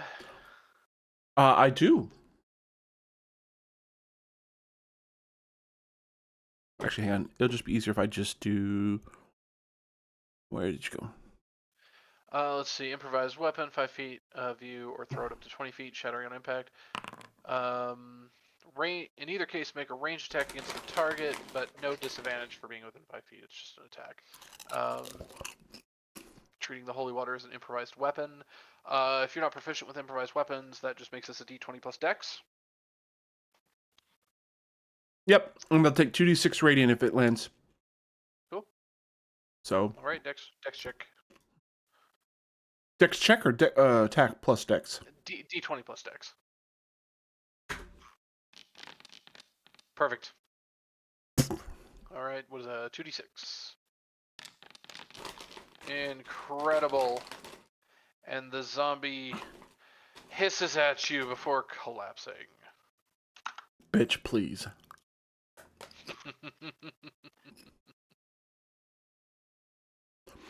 Put the flask back on my pouch, and what's what? About 10 feet of movement? So... Yeah, thereabouts.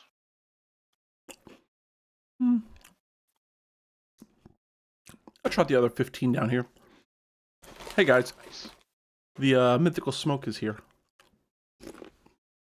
Huh? Tenzin just grunts as he's like smacking everybody, keeping them on edge.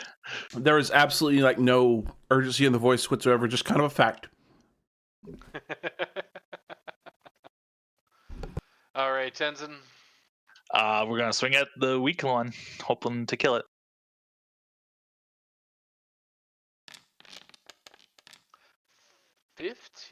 17, yeah?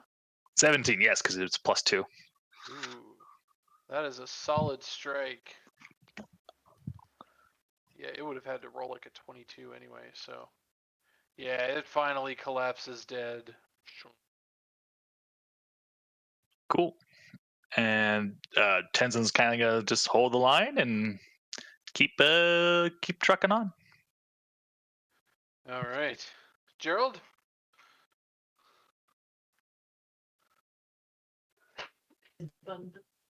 All right, we are going to still attack this one in front of me. Wait, I'm terribly sorry. Gerald, yeah, I'm sorry. You can make your turn, but it is top of initiative, which means the smoke is crawling. Woo! Do we All right, see it Gerald. now or not? Smoke can probably see it for sure. Professor, you'd still have line of sight at this point. Actually, yeah. You know what? Gerald and Tenzin, you guys can kind of see it. Just peeking over this rock. Once the professor pointed it out, you can kind of see it there. Oh. Thoridne, not quite yet. So at the end of Tenzin's turn, kind of like seeing that, or like maybe before Gerald goes, he's kind of like motions for all of us to like start running away because like, hey, the smoke is probably more dangerous than the zombies at this point. It is. It's only probably, the first 4 or 5 feet off the ground. It's not like covering the trees or anything. It's just kind of a mist floating along the ground. Yeah. But everyone is shorter than the mist except for Gerald. So do with that what you will. Yeah. I'm sorry, Gerald. You were making an attack. I cut you off. I am no longer going to make an attack. I am going to action disengage and just say to our fellow companions, and I think it's time for us to move. And we are gonna right on up here.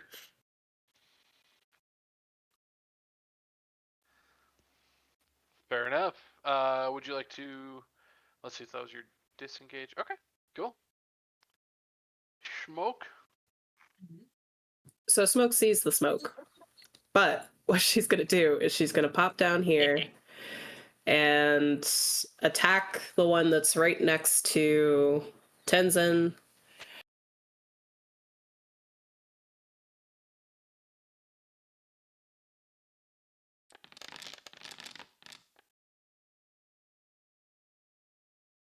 $18 hits. Oh, I'm sorry. Yes, 18 hits.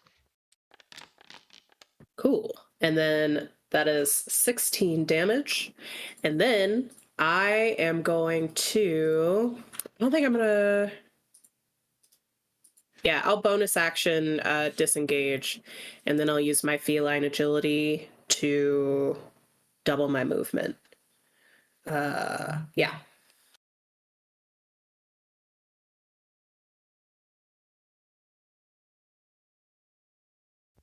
And then I'll shout for Eku, maybe not even knowing where she is, but just say blue mist incoming, and that's it.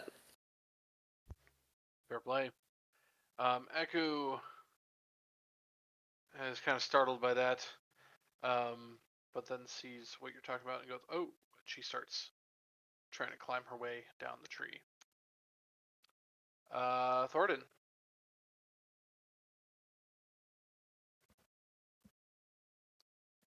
That's the muted Zach.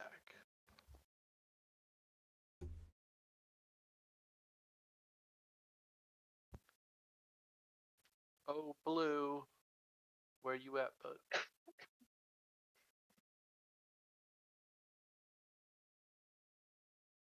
Sunset says Blue is dead. Yep. Blue got blued. Hey, we want to keep this stream PG, all right? Right. Oh, on his stream he is BRB. Okay, cool. I don't actually know what Thoridne would do in this situation with the mist incoming so quickly. He would retreat. Probably. Would? Yeah. I would think maybe he takes the action to disengage and all that, but still use back, like I'm maybe sorry. his... Oh, there he is. Hey, Thoridne. Sorry, I had issues walking up and down stairs. How dare you? Yeah. Okay. It's my turn then, huh? It is your turn. 2 of your party members have started to flee. Oh, why? Gerald 'Cause and Smoke. The mist. Oh. It got a little closer. They got uncomfortable. You can't see this mist yet, but pretty much everyone else can. Yeah, and Tenzin kind of made the symbol of like, let's go and get out of here. Okay, this is what I'm going to try then. First, I'm going to go ahead and move Thomas the tank over here, Spiritual Tom, to this zombie right here, and I'm going to try to do bonus action to hit him. Okay. With, let's see. With advantage. Nice. Mm-hmm. Nice. Okay. 4 damage. One of That's them had to okay. be a 1. That's fine. Then I'm going to go ahead and I need him to make a dexterity saving throw. DC is 13. Same zombie. Nice.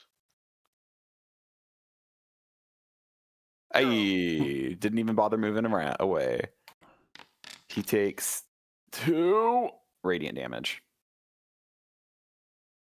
You see the flames start to really consume him, and the radiant energy kind of shines real deeply in his eye sockets as it moans one last time and then collapses. All right, that's exactly what I wanted it to do.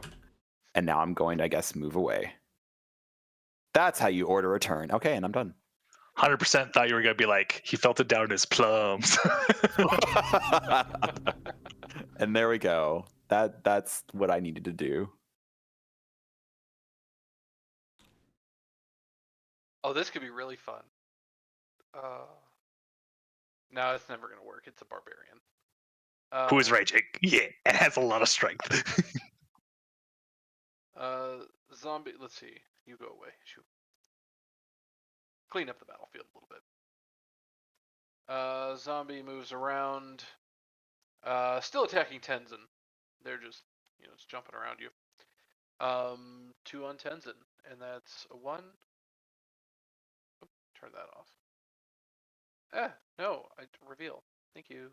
Why did they go secret? It shouldn't be secret.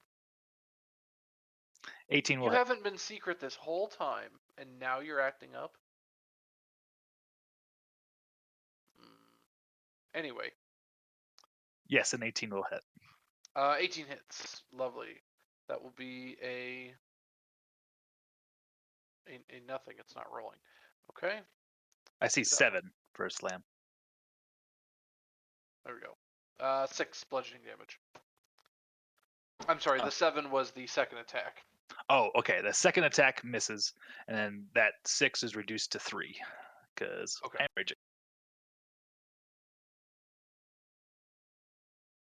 And then that's it, Professor. Tossing my bow to the other hand, I pull up another flask off my other hip, pop the cork on it, and just pour it down this guy's throat. Fucking kidding me?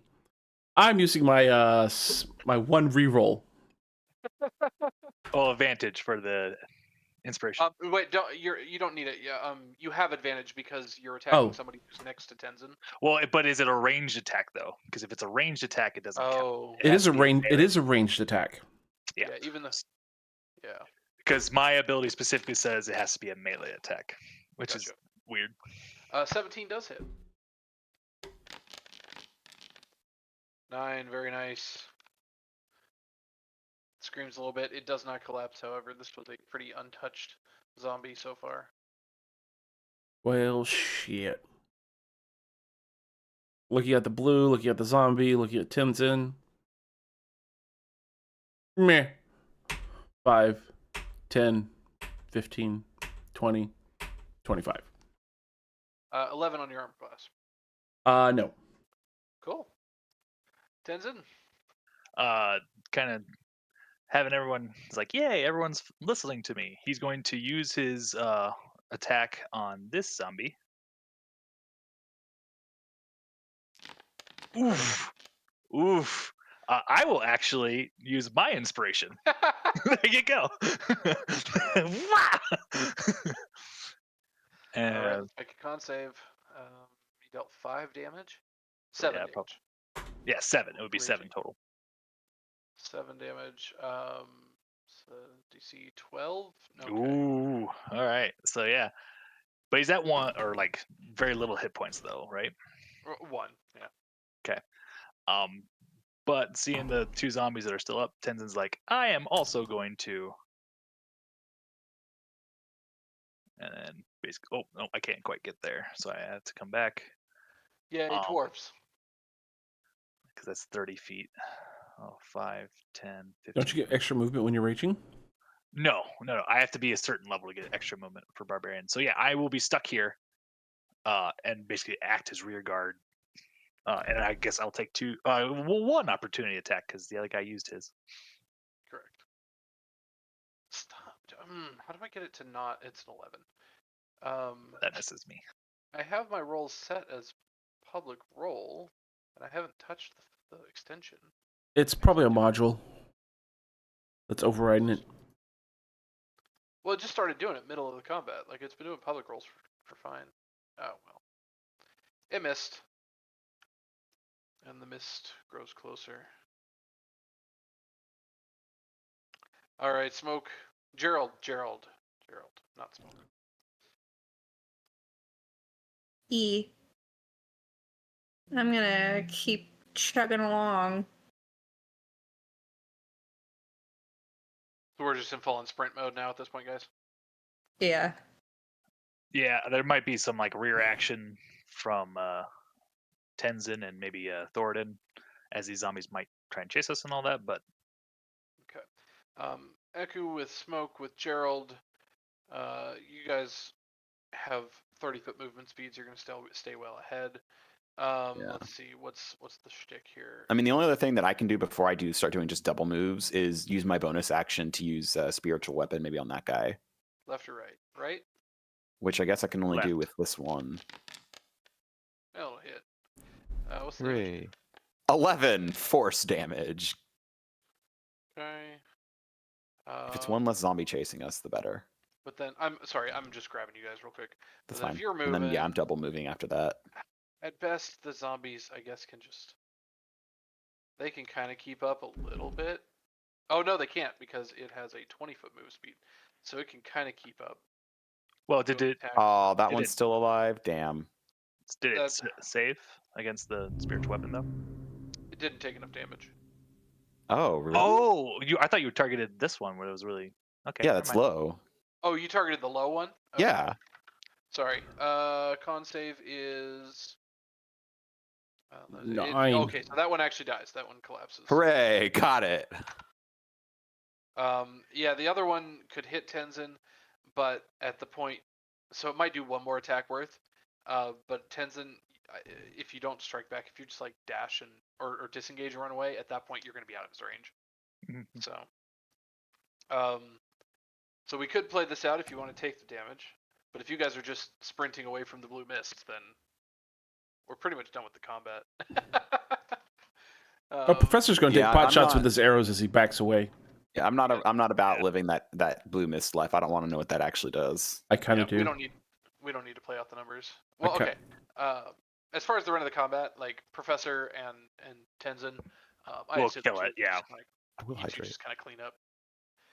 Worst case scenario, Thoridne turns around with a cantrip or something, or a train. I can do that, but it would require me to, not double move. But Well, because I don't think my okay. spiritual weapon can keep track or keep up with these zombies if they are also double moving. They would only double move if you guys double move, but if like Tenzin's taking pot shots at them, then they wouldn't need to. So, well, maybe, I don't know. Well, they would have to double move because like I could move further than they are because I can That's move true. 25, right? That's true. Yeah, But not I for just long. there's no point playing this out. I assume you guys just kind of clean up Yeah. because we're in full on escape mode at this point. Yep. That's a big blue cloud that I don't want to be sniffing. I'm And- sure it does not smell like blueberries. And after a little while, you notice that the cloud behind you has shifted in a slightly different direction from the one you're going. Oh, which way did it shift towards the ones that ran away from the? Oh no, it just like it goes north as you guys are going north. It kind of goes north for a bit, and then you see it kind of curve off westward eventually. Does it follow the While wind? you're still wanting more north.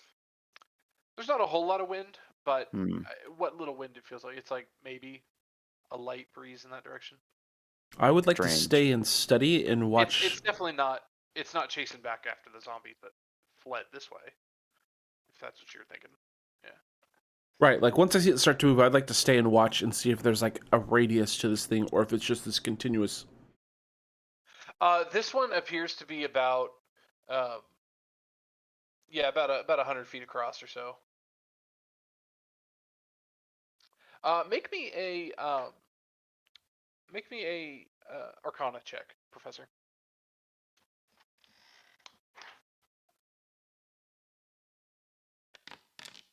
Eyes is smart. You can have guidance. D4. Actually, is your nature check any better? Or what's your nature mod? I mean. My nature bard's got a +2. +2. Okay. There's not a whole lot to it. With a little bit of nature, something about this mist feels slightly off to you. Like it doesn't seem, based on its patterns, its movement, it doesn't necessarily seem conscious. But boy, this is a rather unique thing to this jungle. You don't think you've heard about this anywhere else in the world. So a mist that roams like this, that seems to keep itself somewhat together, and is notorious enough to get a name that's like different from normal humidity. Can we go back and look at the body that was here, or are we too far away? Yeah. So something about it, just with your nature, something about it seems slightly unnatural. Like not necessarily that it's a being or a force, but just like, how did it come to be? Something feels off about why it exists. Can't quite put your finger on it. I will point out, just before players start theory crafting, the way you guys have heard about this mist, it's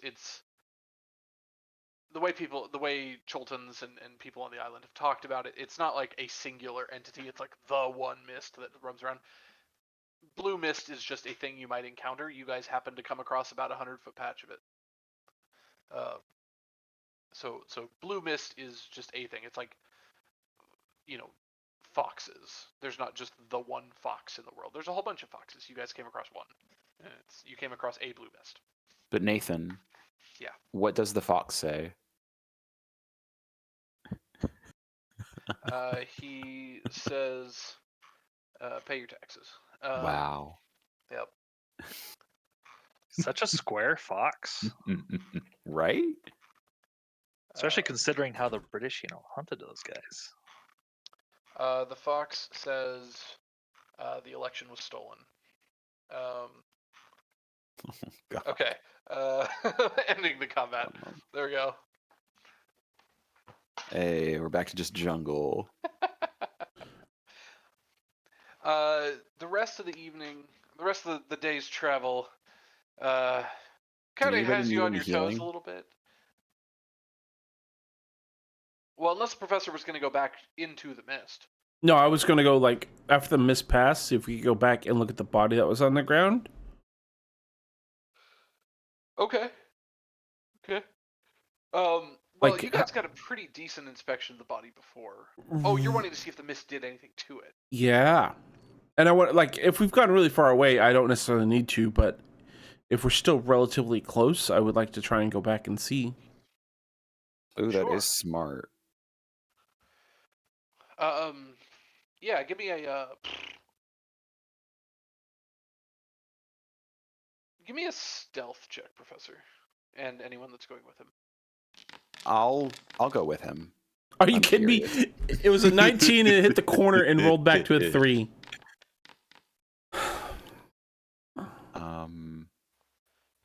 Where's my stealth? Oh, I had to scroll down. Okay. there. Hearing my own footsteps, I'm like, God damn it.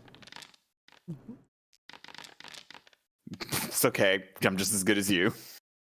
Researchers, am I right? Yeah. Dwarves, not researchers. Well, Tenzien's doing better than us.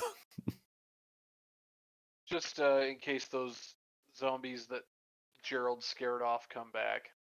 But you're able to kind of keep.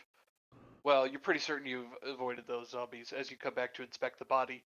I'm sorry, which body? Are you talking about the one that was tied up, the Yeah. skeleton you guys found, or are you talking about like one of the zombies you dropped? Well, both. If we're back here. Gotcha. Nothing seems changed on the skeleton tied to the tree. The zombie. No, nothing's changed. What the fuck? Can I Wow. investigate too, please? I decided not to investigate. I thought about it and I was like, nah, these If you guys got hadn't it. seen the blue mist with your own eyes, there would be, as far as you can tell, just no evidence. I'll give y'all guidance on y'all's investigations.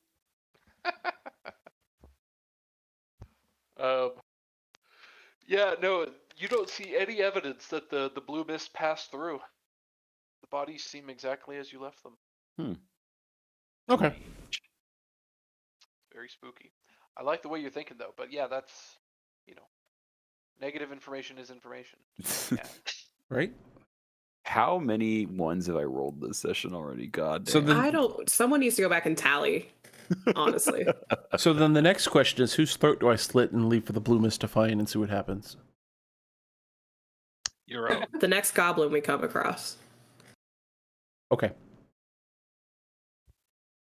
All right. Also, so genocidal. Do I need to make an active survival check to make sure I can kind of get bearings again for directions?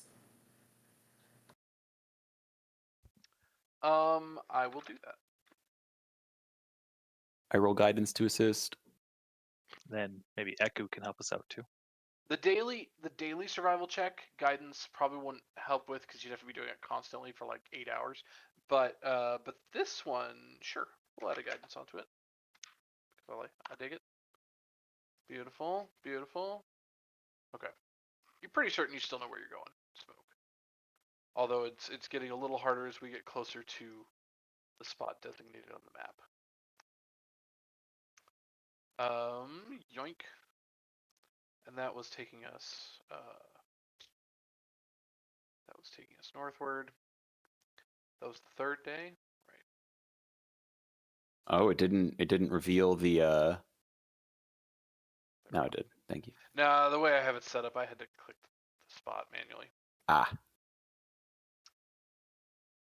And the fourth day, and there was evening and there was morning, and you get a long rest. Hooray. Yay!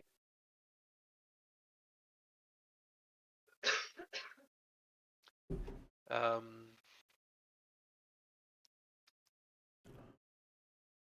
on the final day, where is my... On one of these days, I want to make sure I get with either the Cleric or the Paladin and create more holy water.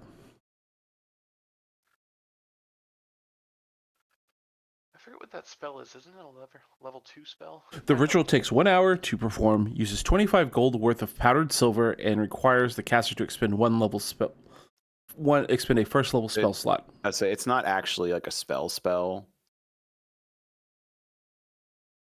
No, there is like a spell, but isn't it ceremony? The cleric spell? I can look it up real quick. Or Let am me I thinking see. of something else? Right, but ceremony was something else. I've got 54 gold, so I feel like I can spend. Well, sorry, you need silver. I'm kidding. Oh no, yeah, you're right. It is ceremony. That's okay. We'll deal with that in a second. I just want to make sure we hit 7:30. Okay. I mean, that's also something I can do. Is like I can just use that as my thing. I can prepare that instead of something else. Yeah, I just need it 1 day after the fight. Sure. I'll prepare it. I can also do a ceremony for a wedding. Anybody want to get married? Love it. You get +2 to AC while within 30 feet of each other. For 7 days. Tenzien takes hold of Gerald's hand. Awkward. Isn't he like 15? I thought it was 19. Nobody knows It's anymore. gonna be the running joke now. He's now officially 15 years old. He's just slowly getting more baby. He's Benjamin Buttoning. Oh my god. Instead of going from boy to man, he's going from boy to child. From boy to boy. He's gonna ping Then pong. eventually it'll be. And then Gerald is baby. then he'll start growing older I again. mean, I can definitely do a coming of age ceremony. And we've spiraled. Smoke, Wow. Smoke, could you make me a choice of investigation or survival, please?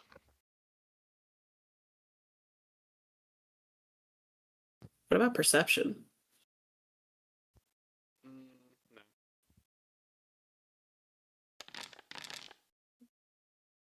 Okay. And that means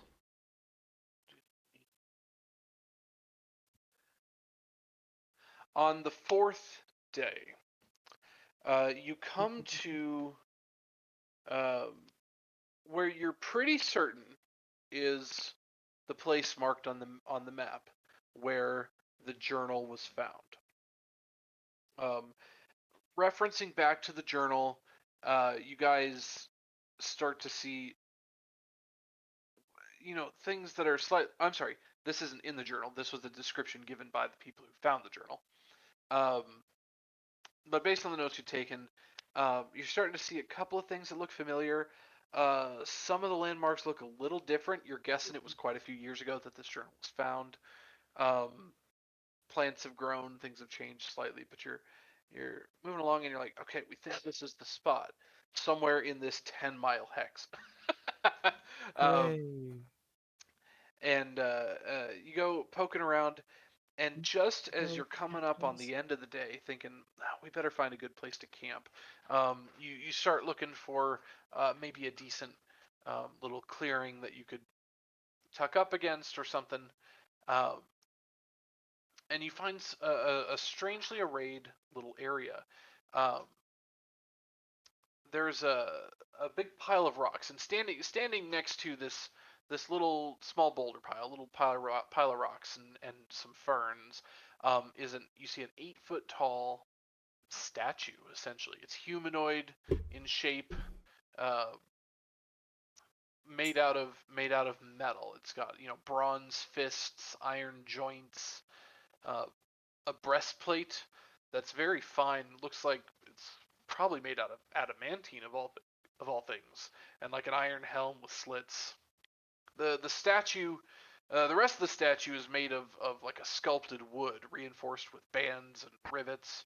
And you see scattered around its feet, up against this edge, scattered around its feet are bits of feathers and colored stones and skulls and even some slightly aging food that's been placed there. Almost like there's offerings before this statue. Can I ask Eku, like, what religious effigy is this? And she just kind of stares at it for a second and looks at you. I have no idea. This is very strange. This is new. And that's where I'm going to end tonight's session. And we will investigate the odd statue or whatever we find next week. Not next week. We're not playing next week. People are out of town.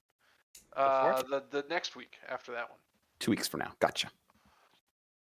That would be the 4th of June? Yes. Yeah.